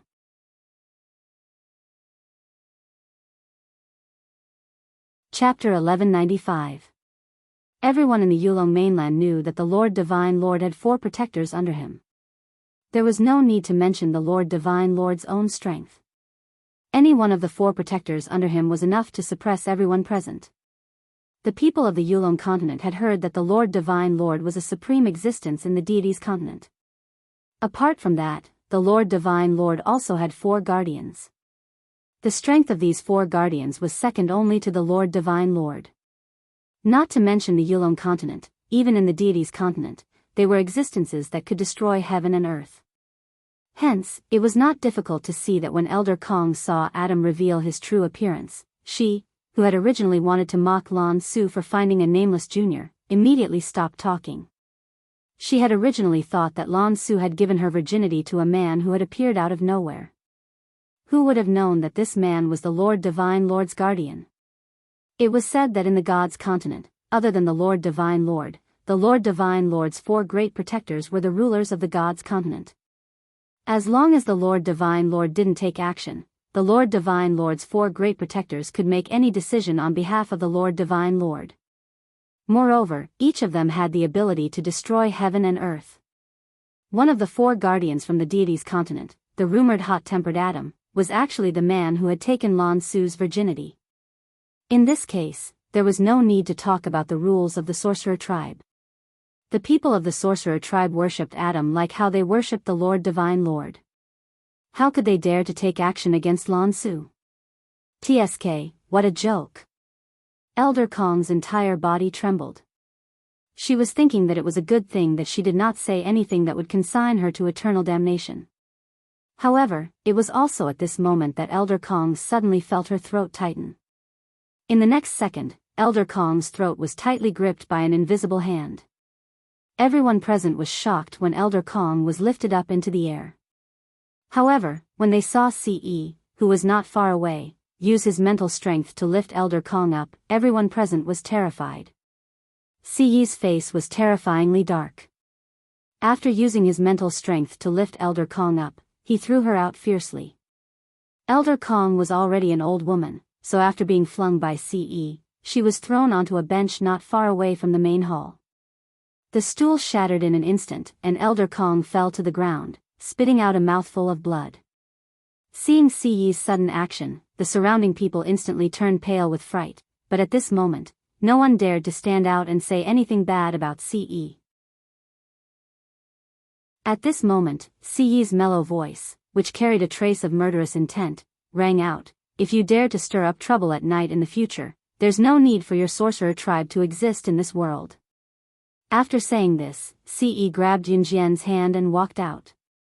With his words, the people of the Wu tribe were a little suspicious. Why was the Divine Lord so angry? However, no one could have imagined that because of what happened tonight, someone's plan to win the beauty's heart had been completely disrupted. However, the people present would definitely not dare to do anything else. Besides, Adam and Mawson were here. Who else could question the sorcerer god's words? Even for Elder Kong, it was already a miracle that Ce was merciful enough to keep her alive. Wulan finally breathed a sigh of relief for Lan Su. She was not a good mother, she did not even dare to stand out and admit that Lan Su was her daughter. Being pulled away by Ce, Yunjian paused just as they were about to leave the main hall of the Wu tribe. She then turned around and told the people in the hall, "I'll be returning to Longmen City tomorrow." She was telling them, not asking for their permission. Chapter 1196. Yunjian's decision to return to Longmen City was not made on the spur of the moment. From the moment Yunjian stepped into Yulong mainland, her objective was simple. She wanted to know who the mysterious person who was controlling Inferno Ring behind the scenes was. The culprit behind her brother's tragic death in her past life had yet to be eradicated. Of course, this was only one of the reasons.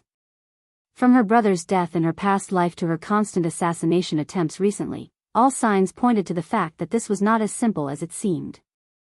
Hence, Yunjian decided to make a trip to Yulong mainland. In spite of it, Yunjian was well aware that there were not so many coincidences in this world. It was impossible for her to find the mysterious person on her trip to Yulong mainland this time. Before she left, Yunjian had privately asked Wulan to track down the mysterious person for her. At the same time, she asked Wulan to find someone for her. The person was her mentor in her past life, an old man whose name she did not know. It was this old man who taught her hypnotism and other techniques in her past life, allowing her to survive in the world of cannibalism. A long time ago, Yunjian heard that the old man was from Yulong mainland. Now that she had come to Yulong mainland, she wanted to see her mentor again if there was hope in the future. Lan Su paused and kept quiet for 2 seconds. "I think." Lan Su bit her lip. Just as she was about to state her decision, Adam, who stood beside her, grabbed Lan Su's hand. Adam then spoke to Yunjian on behalf of Lan Su, "Young mistress, look at how homesick she is. She definitely won't be returning to Longmen City anytime soon." As he spoke, Adam's feigned cool face was magnified. He laughed and said smoothly, "Young mistress has agreed to let me stay in Longmen City for a while. Young master has already agreed for me to stay in Yulong mainland for a while. I will take good care of her. When the situation of the sorcerer tribe improves, I will not allow her to stay in Yulong mainland even if she wants to." As he spoke, Adam reached out and pinched Lan Su's tender face before bursting into laughter. After hearing Adam's light-hearted words, Lan Su was very moved and looked up at Adam. Unknowingly, Lan Su's hand had already been held by Adam. She didn't realize it, but she was very touched that Adam had actually spoken the words in her heart. After pausing for 2 seconds, Lan Su heaved a sigh of relief and said to Yunjian, I want to stay in the Yulong mainland. At least, I can't leave for now. The Murong clan has been destroyed. Now is the best time for the sorcerer tribe to rise. I'll wait for you in Longmen City. Yunjian nodded with a smile. She was never one to stop others from having their way of thinking. Towards her own people, like Qin Yiru and Yun Yi, Yunjian had never supported them no matter what they wanted to do. Hearing Yunjian's words, Lan Su was touched. At the same time, she held Adam's hand and promised Yunjian, don't worry. I only need a semester, no, a summer break to make the sorcerer tribe rise. I'll definitely go to Longmen City to look for you when the time comes. I'll wait for you. Yunjian narrowed her eyes with an unfathomable gleam in them. This was a belief and also a promise between her and Lan Su. That night, Ce fell asleep with Yunjian in his arms, but he did nothing. Early the next morning, Yunjian, Ce, and Mo Sen returned home. Knowing that Ce was still functioning, there was no need for Lan Su to send them off on the journey from the sorcerer tribe to Yulong mainland's entrance to Earth. It was not difficult for Yunjian to get here from Earth. Wu Lan would inform Yunjian once there was news, and Yunjian would definitely come to Yulong mainland at once. Therefore, even though Lan Su was reluctant to part, it was not to the point of parting forever. At the same time, Yunjian and the other two had already passed through the stone tunnel back to Earth and exited through the tunnel entrance. Just as they exited, they realized that Lin Xiaochu, Lin Meiyan, and the rest had not left.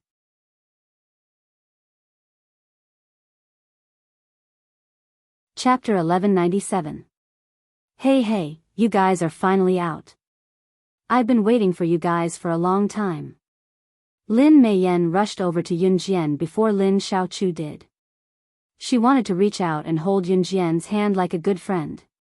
Previously, anyone could see Lin Meiyan's attitude towards Yunjian. Lin Meiyan's previous attitude was that she couldn't wait for Yunjian to die immediately. But now, it was a completely different tune. Lin Meiyan's attempt to grab Yunjian's arm when she ran over was written all over her face with an ulterior motive. When Yunjian saw Lin Meiyan pouncing towards her, she couldn't help but smile coldly. Then, in the next second, she stealthily avoided Lin Meiyan's hand. Yunjian stealthily avoided Lin Meiyan, who was pouncing towards her, causing Lin Meiyan to glare at her fiercely. Lin Meiyan glared at Yunjian as if she wanted Yunjian to die. Then, she instantly put on a fawning expression and came over again. What's wrong? It's only been a few days. Don't you recognize me? Lin Meiyan said as she fiddled with her hair coquettishly. At the same time, she threw a coquettish glance at Mo Sen, who was not far away. Ce's gaze and methods were too ruthless. In addition, Ce was Yunjian's man. Previously, when Yunjian killed the pack of wolves, Lin Meiyan was frightened. So, Lin Meiyan didn't dare to provoke Yunjian at this moment. One had to know that Yunjian's look when she killed the wolves was a whole new level of ruthlessness. How could a normal girl be like her? Because of this, Lin Meiyan didn't dare to get close to Yunjian's man no matter what. However, as soon as Lin Meiyan threw a coquettish glance at Mo Sen, she saw Mo Sen move his head aside. His calm and cold face made Lin Meiyan eat another loss. Yunjian saw Lin Meiyan's actions clearly and couldn't help but sneer.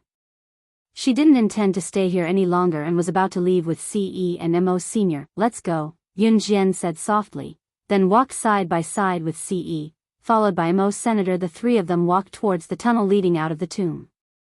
Are you leaving? This time, it was not Lin Xiaochu or Lin Meiyan who spoke up to stop Yunjian, who wanted to hook up with her after seeing how capable she was.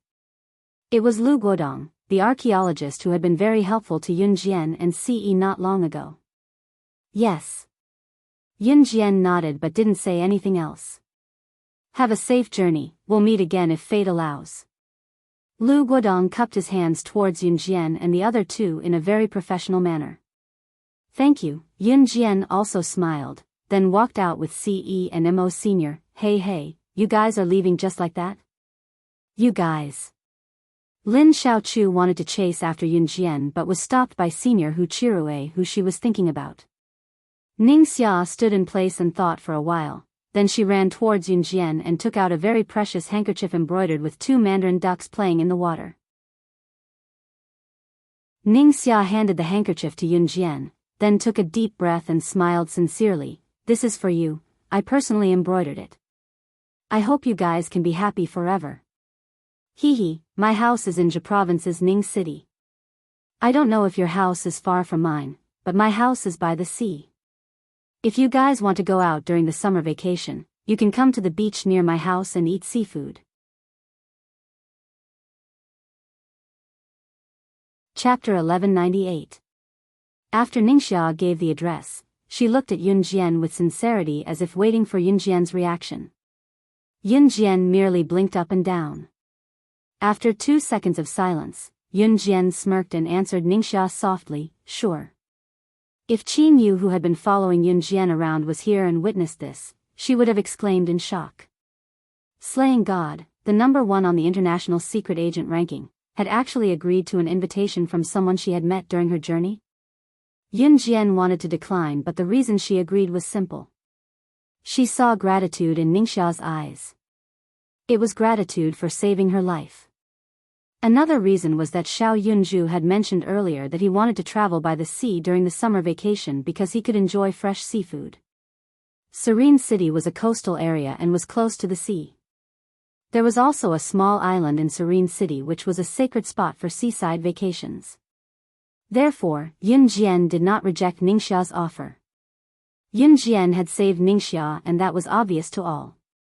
Earlier, in the hotel in Hassa village, the group of robbers came to steal things and women in the middle of the night.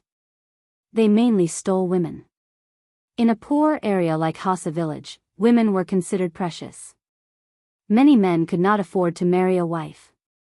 Therefore, if Yunjian had not struck the robber who wanted to take Ningxia away with a butterfly knife, Ningxia would have undoubtedly been taken away by the group of premeditated robbers. If Yunjian had not saved her, the owner of the hotel, Sartana's daughter, Eliza, would have been raped by the robbers one after another. Ningxia would have ended up like Lin Xiaochu. Lin Xiaochu was no longer a virgin. A disobedient girl like her had tasted the forbidden fruit since she had gotten a boyfriend a long time ago. Later on, she would have to sleep with every boyfriend she had. As Ningxia was closer to Lin Xiaochu and they were roommates in university, Lin Xiaochu had told Ningxia about it in a boastful tone. However, Ningxia was different. Her family was stricter and she was more old-fashioned, thinking that a girl should only give herself to someone on her wedding night after she got married. If Ningxia had been raped by the robbers a few days ago, she would probably have committed suicide. She was the kind of woman who would rather commit suicide than be humiliated. In Ningxia's heart, Yunjian had saved her life. In Ningxia's heart, she thought that Yunjian was supposed to be someone high and mighty. Therefore, Ningxia was overjoyed when she heard that Yunjian had agreed to let her travel near her home. She had even exchanged contact numbers with Yunjian and reminded Yunjian to visit her home when she was free. She would definitely treat Yunjian well. Under Ningxia's grateful gaze, Ningxia left. She rushed back to Country Z's Longmen City that very night. After sending Yunjian to the airport, CE brought Mo Sen back to an Hun group. After all, it took time and effort to manage a large organization. When Yunjian returned to Gu Yunjian's house in Country Z's Longmen City, Xiao Yunju skipped over with Duan Li and Duanya. The trio glanced at Yunjian but did not see CE. Xiao Yunju then asked curiously, "Where's CE Gij?" "He's not back yet." Yunjian looked at her brother's chubby cheeks and pinched them. She could not help asking, "Have you been obedient recently?" Xiao Yunju shook his head like a rattledrum. "Of course, I've been obedient. I'm a man now."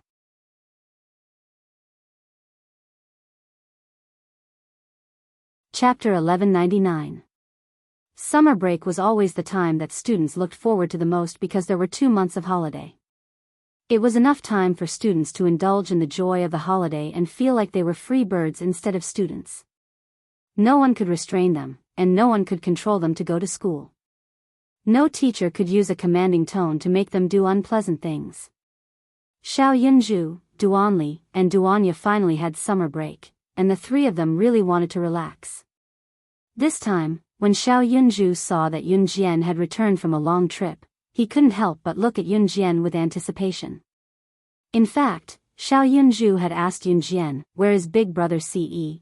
because he wanted Ce to take the three of them out to play.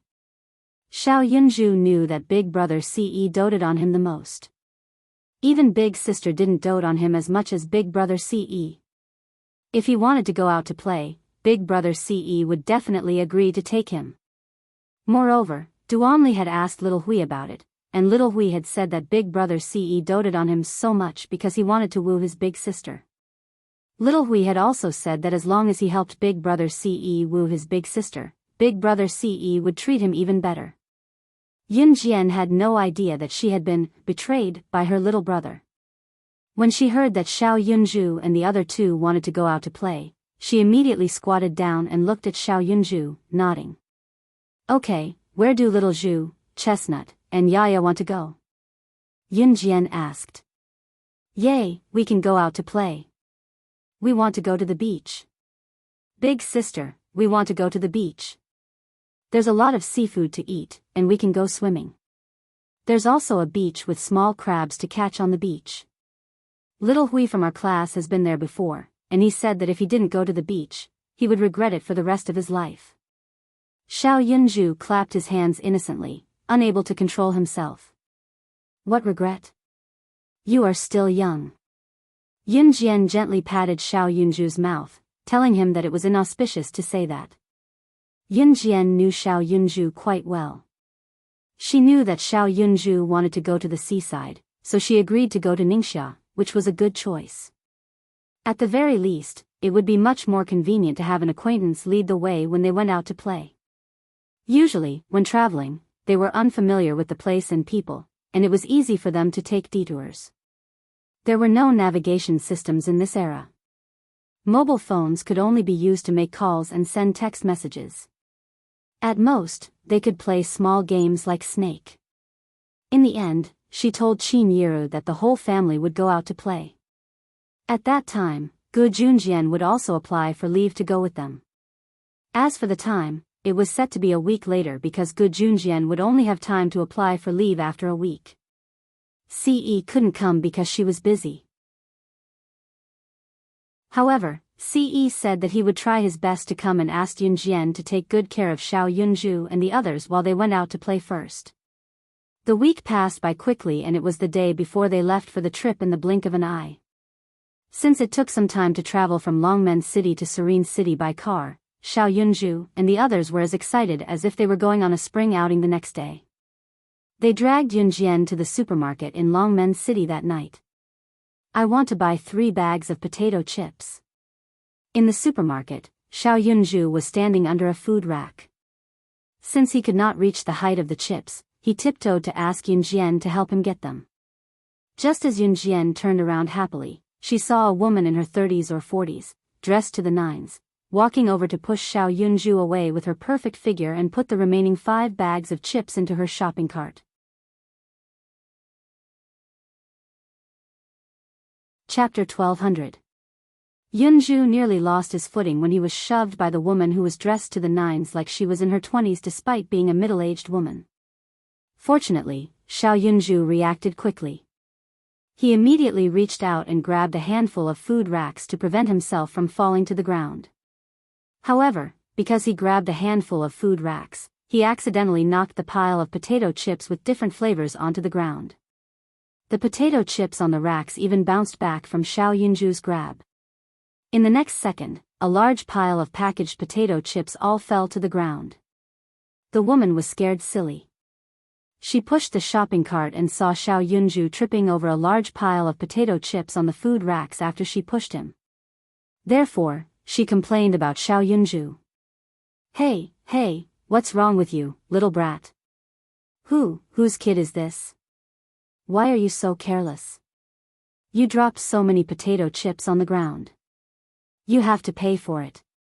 As she spoke, the woman seemed to be afraid that she would be implicated in this matter. Therefore, as if to clear herself of suspicion, she hurriedly went to call a very short, fat female employee who was dressed in a supermarket employee uniform. She also had big nostrils. Look, this kid. I really don't know whose family he is from. He actually made such a mess here. There are so many potato chips. Although they're not expensive, it's not good for him to cause trouble here, right? The gorgeously dressed woman seemed to be completely in the right as she spoke to the employee. Especially the sentence, although they're not expensive. The gorgeously dressed woman's intention was to let others think that her family was rich, so she added that sentence. When Xiao Yunju almost fell to the ground just now, Duan Li and Duanya had already ran over to help Xiao Yunju up. Yun Jian, who was a distance away, had also arrived here. She saw the whole situation clearly just now, especially when the woman pushed Xiao Yunju. She saw that Xiao Yunju accidentally dropped all the potato chips on the food racks. She was afraid that she would be implicated, so she ran over to the employee to point out Xiao Yunju's faults. She even said that Xiao Yunju was causing trouble here. Yun Jian resisted the urge to pull out a butterfly knife and stab the gorgeously dressed woman to death on the spot. The woman was still complaining to the supermarket employee beside her, and the latter wanted nothing more than to chase Xiao Yunju, the troublemaker, out of the supermarket. She walked over. The gorgeously dressed woman glanced at Yun Jian. She didn't know that Yun Jian was related to Xiao Yunju. She continued to point out Xiao Yunju's faults to the female employee. Jie, Yunju called out innocently looking at Yun Jian. Sister? Hearing how Xiao Yunju addressed Yun Jian, the woman, who was still pointing out Xiao Yunju's faults, was stunned. She then saw Yun Jian walk forward. Yun Jian didn't say anything. She walked over and grabbed the woman's head. She then fiercely slammed the woman onto the food racks. Yun Jian smashed the food rack with the woman's head, causing the entire rack to shake with a clang. Needless to say, one could imagine how painful it must be for the woman's forehead to be slammed like that. Ah! Ah! The woman screamed. The female employee was scared silly. She stared blankly at Yun Jian's actions. Some people who were still shopping in the supermarket stopped and watched the woman scolding Xiao Yunju. Now, they saw Yun Jian walk up and grab the woman's head and slam it onto the food racks. The people around them gasped, only to see Yun Jian let go of the woman's hand and tossed her to the ground.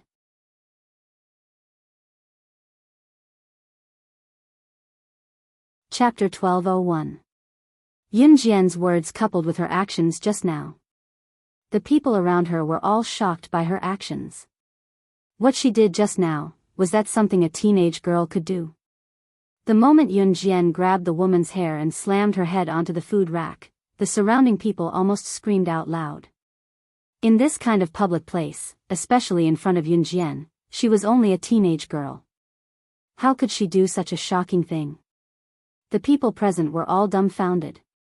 The female staff member who was pulled over by the woman just now was so scared that her legs couldn't move. The scene just now was painful just by looking at it, not to mention that Yun Jian directly grabbed her and slapped her. When the female staff member came back to her senses, she realized that something was wrong. She quickly ran to the supermarket's entrance and shouted for help in a panic, "Security! Security! Something happened. Come quickly." The woman who pushed Xiao Yunju and arrogantly accused Xiao Yunju just now was slammed onto the ground by Yun Jian. She was in so much pain that she almost suffocated. Ah! Ah! You hit me! Ah! After falling to the ground, the woman rolled a few times and was in so much pain that her whole body was roaring. After rolling a few times on the ground, she reached out to touch her forehead that was grabbed by Yun Jian and slammed onto the food rack. She felt that there seemed to be some liquid flowing down from there. When the woman touched her forehead and put her hand in front of her eyes, she was so scared that she almost fainted. The woman even forgot to stand up. Following that, a roar was heard. She wailed like a ghost and howled like a wolf. Ah. Blood. Blood. Ah. After howling a few times, the woman turned to look at Yun Jian with hatred. Her piercing gaze looked like she wanted to tear Yun Jian into pieces as she howled incessantly. You're the one who's going to kill me. Murder. She's going to murder. She's going to murder. She's going to murder for no reason. The woman seemed to think that the matter wasn't serious enough and started shouting. When the surrounding people saw the blood, they all trembled in fear and did not dare to step forward. Some people didn't even dare to look at the blood on the woman's head. In 1999, people's lives were gradually becoming more prosperous. Usually, even if someone's finger was accidentally cut by a kitchen knife and bled, they would be scared half to death. Needless to say, the woman's forehead was slammed by Yun Jian onto the food rack. The wound split open and blood gushed out. The woman seemed to have realized the danger she was in. She began to shout, "Do you people have any morals? She hit me just now, and all of you just watched. I'm going to die. I'm dying, there's so much blood. Hurry and send me to the hospital." When Yun Jian heard the woman's cries, she was not moved at all. Instead, she slowly took 2 steps towards the woman. This woman did not show any mercy to Xiao Yunzhu just now. When Yun Jian took 2 steps towards the woman, an even crazier voice was heard. "Mom?" Yun Jian turned her head and saw a girl who looked very similar to the woman. She was dressed similarly and ran towards her. Anyone with a discerning eye could tell that Yun Jian was the one who hit the woman. When the girl, who was about the same age as Yun Jian, saw the situation, she was completely unreasonable. She picked up a mop from the side and rushed towards Yun Jian. "Ah! How dare you hit my mom? You!" Just now, Yun Jian had been away from the woman for a long time, so she quickly subdued the woman. The surrounding people would only think that Yun Jian was an ordinary girl, just that she was ruthless. Only the girl who had just rushed over had a weapon in her hand. Although it was just a mop. But with this mop, the people present felt that Yun Jian's beautiful face would definitely be torn open. She was not a secret agent or an assassin. How could she take this ruthless mop?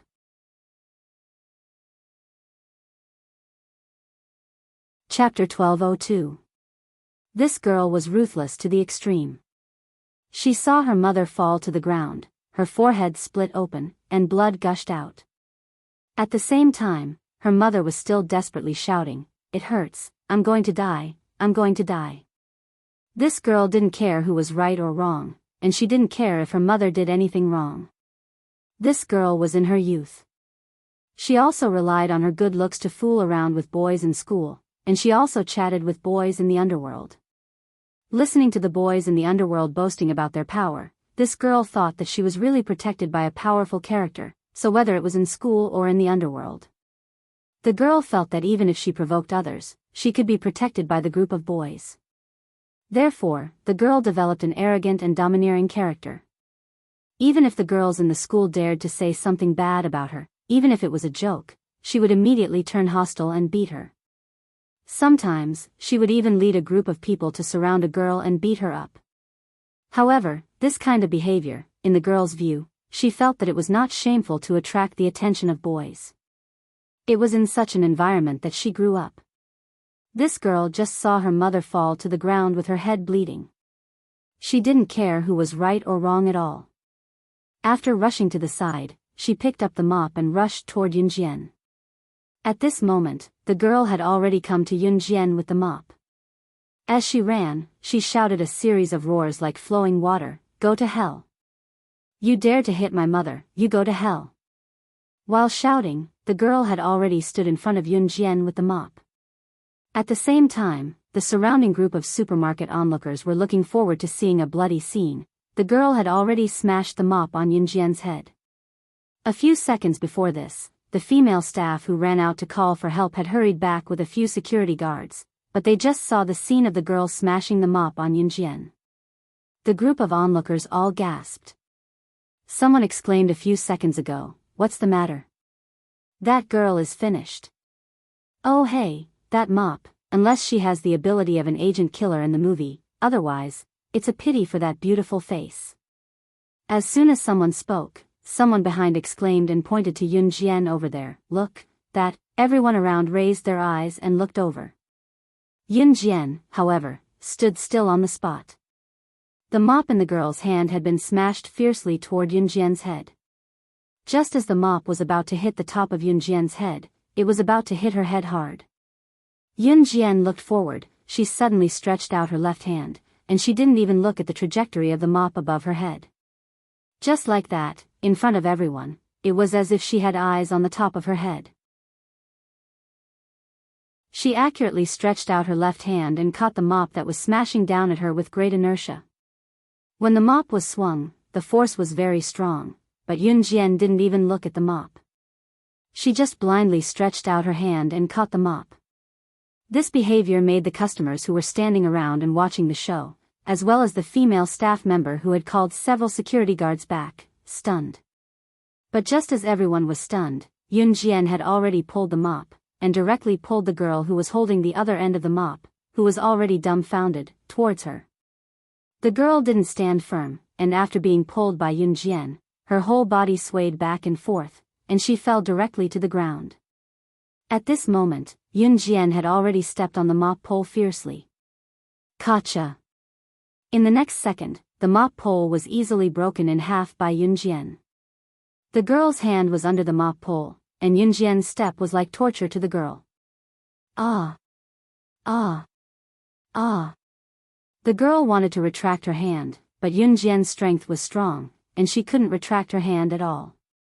Suddenly, screams spread throughout the whole place. Yun Jian's aloofness and ferocious capability struck fear into those who were present.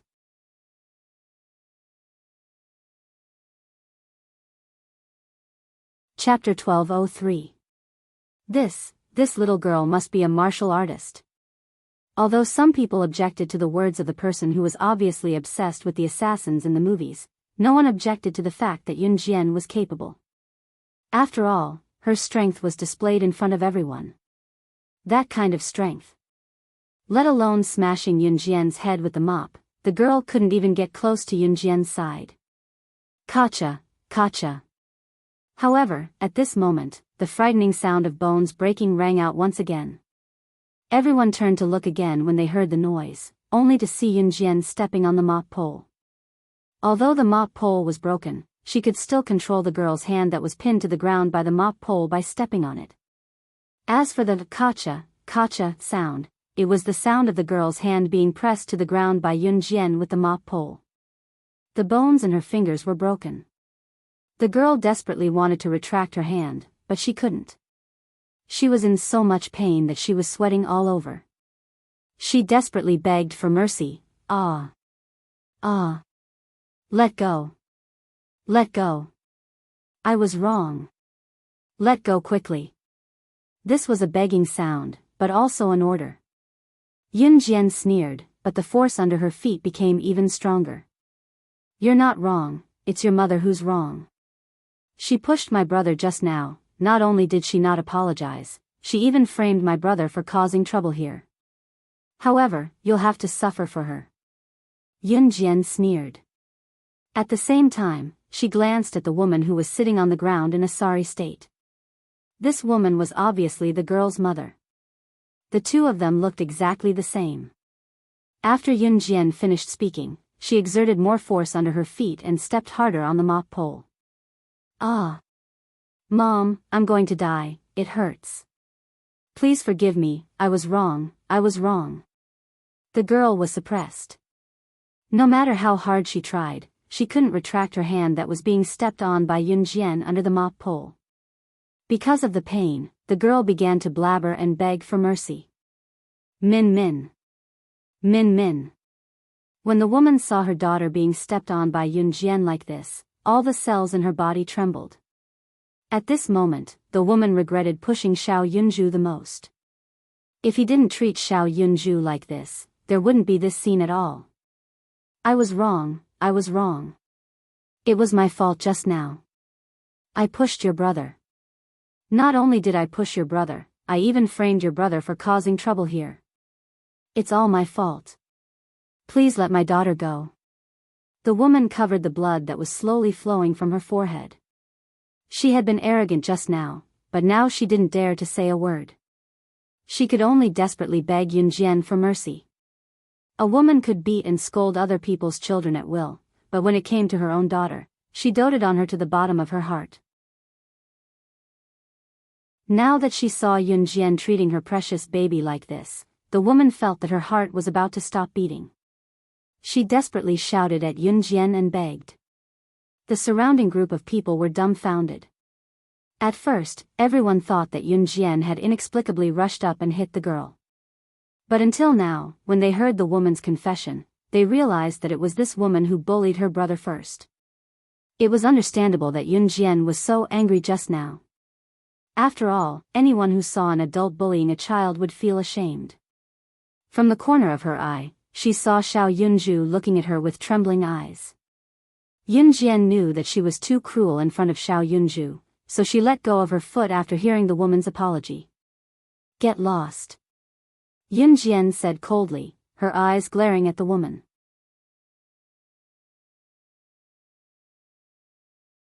Chapter 1204. After Yunjian's first sentence, the woman and the girl heaved a sigh of relief. This little girl was too scary. She was too scary. Her methods were actually so ruthless. She was so cruel that she didn't seem human. Just as she was about to escape, she heard Yunjian's voice again. Hearing that Yunjian only wanted her to leave the potato chips behind, she could leave. The woman heaved a sigh of relief. If she hadn't been greedy and wanted to eat potato chips with this flavor, none of this would have happened. The woman realized that the blood on her forehead had stopped gushing out, so she stopped covering it.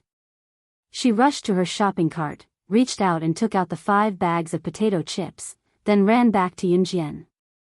The woman put all the potato chips in Yunjian's arms as if avoiding the plague, then she turned and rushed to her daughter, grabbed her daughter's hand and ran to the door. This little girl was too scary. The way she looked at her just now, it was as if she wanted to kill someone. The woman dragged her daughter out of the supermarket quickly, even abandoning the things in the shopping cart. Just as she ran to the security guards. One of the security guards stopped the woman, wanting her to cooperate with him to solve the mess. After all, Yunjian had hit someone, and the woman had pushed Xiao Yunju before. After this, they would probably check the surveillance cameras in the supermarket and hand it over to the police. In short, there would be a lot of procedures. However, the woman seemed to be scared by Yunjian. She grabbed her daughter, ignoring the injury on her head and her daughter's broken hand. She just wanted to leave this place. Away from Yunjian, such a scary person. "Madam, please stay and cooperate." Just as the security guard said this, the woman continued to run out in a panic, pushing away the security guard who wanted to stop her. "No, no, no, I want to go home, I want to leave, get out of my way." With that, the woman pushed away the security guard who was blocking her, pulled her daughter and rushed out. She would rather not have Yunjian compensate her, now she just wanted to leave this place. Because Yunjian was too scary. Yunjian couldn't help but smile coldly as she watched the woman flee with the other girls. Since the woman herself didn't care about it, the security guards naturally didn't like to meddle in other people's business. Thus, this matter was left unsettled. At this moment, Yunjian retracted her gaze and walked toward Xiao Yunju. The surrounding people knew that Yunjian did not beat people up for no reason. In addition, they had just seen Yunjian's strange skills. At this moment, some people wanted to stay and see what she was going to do next. Yunjian walked up to Xiao Yunju and gently stroked his hair. She paused for a moment before asking, "Are you afraid?" She clearly saw Xiao Yunju's body tremble. Xiao Yunju looked at Yunjian, obviously a little scared. He shook his head, then nodded. "Sister, I don't feel pain." "Sister, what you did to them just now, isn't it too much?" Xiao Yunju didn't know anything, he just asked according to his own thoughts. Yunjian, who was standing in front of Xiao Yunju, smiled and said, Xiao Yunzhu will understand when he grows up. Yun Jian looked into the distance when she said this. Then, a faint smile appeared at the corner of her mouth. It was so strange that it made people feel a little scared.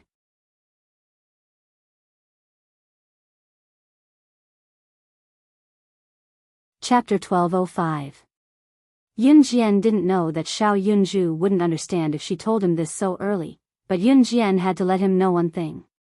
People would only look down on themselves if they were strong. When Xiao Yunzhu grew up, even if he had a powerful sister. But what if one day she was no longer around? Who could he ask to help him? Xiao Yunzhu shook his head. He definitely didn't understand Yun Jian's words. However, the people standing around the supermarket were shocked when they heard Yun Jian's words to her brother. The people present didn't expect that this young girl would have such a mature mind. Not only that, but she also used such a serious tone to teach her brother. The people around couldn't help but sigh at the fact that a young girl could realize this. However, there were also people who silently mocked Yun Jian in their hearts. How powerful did she think she was? It was as if she had really experienced something incredible. However, if these people knew that Yun Jian had been trained by the organization as an agent in her previous life, there would only be a handful of people left. Out of the hundreds of agents, only a handful would be left alive in this world. The weak would be eliminated. If the hundreds of agents died because they were too weak, they would not be able to survive. Those people who were secretly mocking Yun Jian in their hearts definitely wouldn't think so. As a person who survived by licking blood from the muzzle of a knife and gun, her understanding must be different. Xiao Yunzhu scratched his head. He thought for 2 seconds, then pouted and said to Yun Jian, "Sister, I think I understand a little."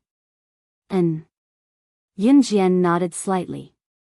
Then, she handed 3 bags of potato chips to Xiao Yunzhu and the other 2, keeping 2 for herself. She rubbed Xiao Yunzhu and the other 2's heads and said, "Go find the snacks you want to eat." Xiao Yunzhu and the other 2 immediately ran to find snacks to eat on the trip after hearing Yun Jian's words. Because they were leaving for the trip tomorrow, Xiao Yunzhu and the other 2 were extremely excited. On the way home, the 3 of them held each other's hands. Xiao Yunzhu held Duan Li's hand, and Duan Li held Duanya's hand. Yun Jian held Xiao Yunzhu's hand in one hand, and the 3 babies bought a big bag of snacks from the supermarket in the other hand.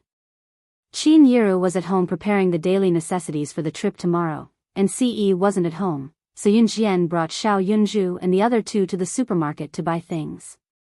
Now that they were carrying a big bag home, they had just reached home. Yun Jian saw Qin Yiru's butts half sat on the sofa, with her hand in the travel bag. She was fiddling with the things to bring tomorrow. There was a person dressed like a rich lady standing in front of Qin Yiru. Yang's wife, and Qin's, a few family friends' business, a few S's, and Shitimis's. Yang's husband was a businessman. His business was very big, and her family was very rich. Mrs. Yang herself was a woman with a very good temperament. She was a real rich wife. However, Mrs. Yang was different from other rich wives. Qin Yiru came from the countryside. Knowing this, Mrs. Yang didn't dislike Qin Yiru. Instead, she became very good friends with Qin Yiru. The reason why Mrs. Yang became good friends with Qin Yiru was that Mrs. Yang was also good friends with Dong Wan. For the trip tomorrow, Yun Jian's family and Mrs. Yang's family would be traveling together. Dong Wan had to give up because she was busy.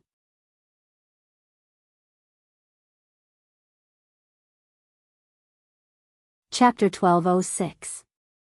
Seeing that Yun Jian had returned with Xiao Yunzhu and Yun Jian with a big bag of snacks, Mrs. Yang quickly told Qin Yiru, "Yiru, they're back." As she spoke, Mrs. Yang went over to help Yun Jian carry the large and heavy plastic bag in a friendly manner. Yun Jian thanked her politely. "Auntie Yang." Xiao Yunzhu and Yun Jian ran to Mrs. Yang and greeted her affectionately. "There's mung bean soup in the kitchen." "Xiao Jian, bring Xiao Zhu and the rest to get it." Qin Yiru stopped what she was doing and told Yun Jian. Yun Jian nodded softly. Just as Yun Jian said that, the door opened again and Yun Yi came in. Just as Yun Yi entered, another petite figure followed closely. Yun Jian narrowed her eyes when she saw Yun Yi pulling Qin Yu in. Qin Yu let go of Yun Yi's hand shyly the moment she entered the house with Yun Yi. "Hello, Sister Jian, Auntie," Qin Yu greeted Yun Jian and Qin Yiru. "You came at the right time. There's mung bean soup in the kitchen. Go get it." Qin Yiru pretended not to see Qin Yu and Yun Yi holding hands and stood up as she spoke. Qin Yu was going on this trip as well. After the group was done with the mung bean soup, they returned to their rooms and sleepwalked. When Yun Jian returned to her and Si Yi's villa, she was not in a hurry to sleep. Instead, she took out her tablet and logged into the secret assassin website that she had not logged in for a long time. Just as she logged in with the code name Slaying God, a pop-up window popped up. Yun Jian narrowed her eyes and clicked on it, but her attention was attracted by the black headline on the webpage. It said, "The Third Global Underground Tea Party was held in country B on August 1, 1999. Yun Jian's eyes flashed when she saw the title. Don't be fooled by the name of the gathering. The Third Global Underground Tea Party. If ordinary people saw these words, they would only think that it was a gathering of international bigwigs. However, with the word underground, the meaning was completely different. Yun Jian didn't want to talk too much about it. In short, the word on the ground meant that the people attending this gathering were either secret agents, killers, or members of international mercenary groups. To put it bluntly, this was a global gathering of the underground forces. Such underground gatherings were rarely held. So far, there had only been 2 such gatherings in the world. Yun Jian had participated in it once. At that time, she was just a nobody on the secret agent list. However, he did not expect that the third underground tea party would be held soon. Beep beep beep.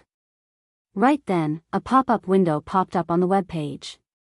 Yun Jian opened the chat window and saw that it was Snake Lizard who was looking for her. The message displayed in the chat window was simple and clear.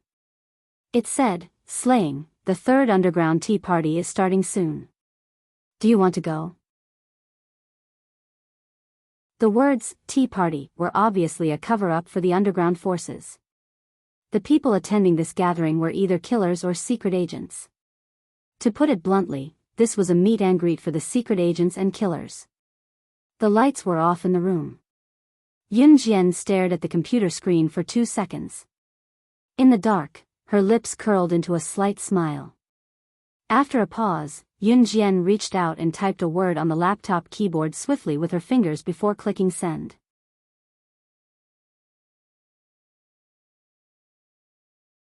Chapter 1207. After Yun Jian sent the message, Snake Lizard's short reply popped up in less than 2 seconds, "Okay." After seeing Snake Lizard's reply, Yun Jian stopped smiling. She closed her laptop and put it on the bedside table, then turned over and fell asleep. August 1, 1999. There was still some time until now. The next morning, Yun Jian was used to waking up early because the train ticket was booked at 7:30 a.m. She woke up at 5 a.m. Breakfast was ready when she came back from her usual workout. After breakfast, Qin Yiru brought a group of people to Mrs. Yang's house to wait for her family. Mrs. Yang cleaned up quite quickly, but her son dragged his feet. He dragged his feet for a full 20 minutes before he came out. Mrs. Yang had a son and a daughter. Her son's name was Yang Lin, and her daughter's name was Yang Xiao. Yang Xiao was a very obedient little girl. She was only 14 years old, 2 years younger than Yun Jian. When Mrs. Yang and Qin Yiru were close, her daughter, Yang Xiao, often went to Yun Jian's house to play. Lan Su was still there at that time. Yang Xiao and Lan Su got along quite well, and they even became friends. So Yun Jian knew Yang Xiao too. When she saw Yun Jian, Yang Xiao stuck her tongue out at Yun Jian, then called out softly, "Big sister." After that, Yang Xiao asked Yun Jian, "Big sister, why didn't big sister Lan Su come?" "She went back to her hometown."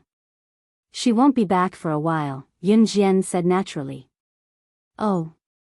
Yang Xiao and Lan Su got along well, so she was a little disappointed when she heard that Lan Su didn't come. At that moment, Mrs. Yang's son, Yang Lin, finally walked out of the house with his hands behind his head. He looked like a hooligan. Why did you come out so late? What were you doing? Mrs. Yang scolded her son in a low voice. Then, she turned around and looked at Qin Yiru apologetically. Mrs. Yang smiled apologetically and said to Qin Yiru, "My Lin is a little late. We can set off now." "It's okay."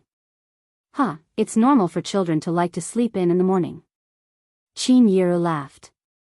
Just as he finished speaking, Yang Lin's slightly lazy but hooligan-like voice sounded again, "Wait, my girlfriend and my friend want to go too." Yang Lin was already in his 20s, so it wasn't strange for him to have a girlfriend. Mrs. Yang resisted the urge to scold her son and forced herself not to curse out loud. "It's almost time to leave." "Where are they?" Yun Jian was standing not far away. When she saw Yang Lin like this, she knew that Mrs. Yang couldn't control her idol's son even if she wanted to.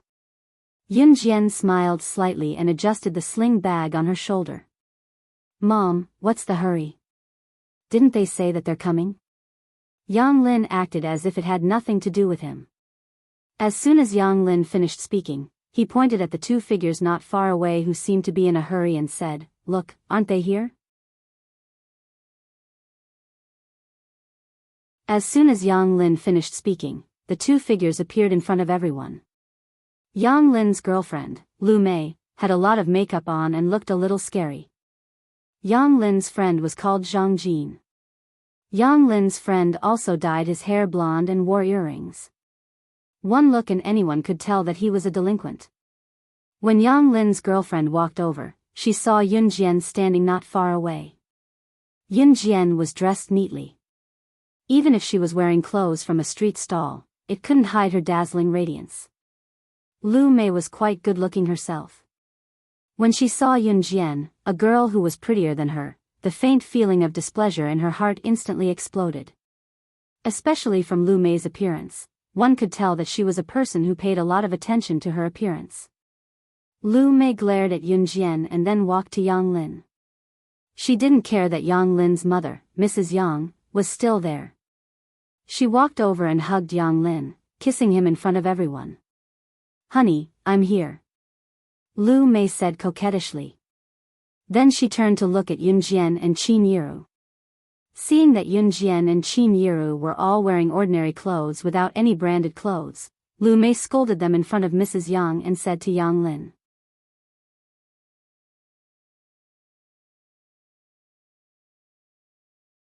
Chapter 1208. Especially when she saw Qin Yiru, Lu Mei's deep disgust was even more obvious. Usually, people of Lu Mei's age would not be willing to team up with people in their 40s or 50s for a trip because there would be a generation gap.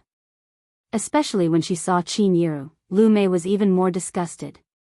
Although her family's financial situation had improved, Qin Yiru was used to wearing clothes bought from the roadside. These clothes and pants were just street goods that people kept talking about. Lu Mei saw Qin Yiru and Yun Jian's ordinary clothes and knew that they did not come from a rich family. That was why she said that Qin Yiru and Yun Jian were country bumpkins. Moreover, Lu Mei did not give any face to her boyfriend, Yang Lin's mother, Mrs. Yang. After that, Lu Mei even tucked her extra hair behind her ear, pretending to be very fashionable. Mrs. Yang did not expect her rebellious son to find such a condescending girlfriend.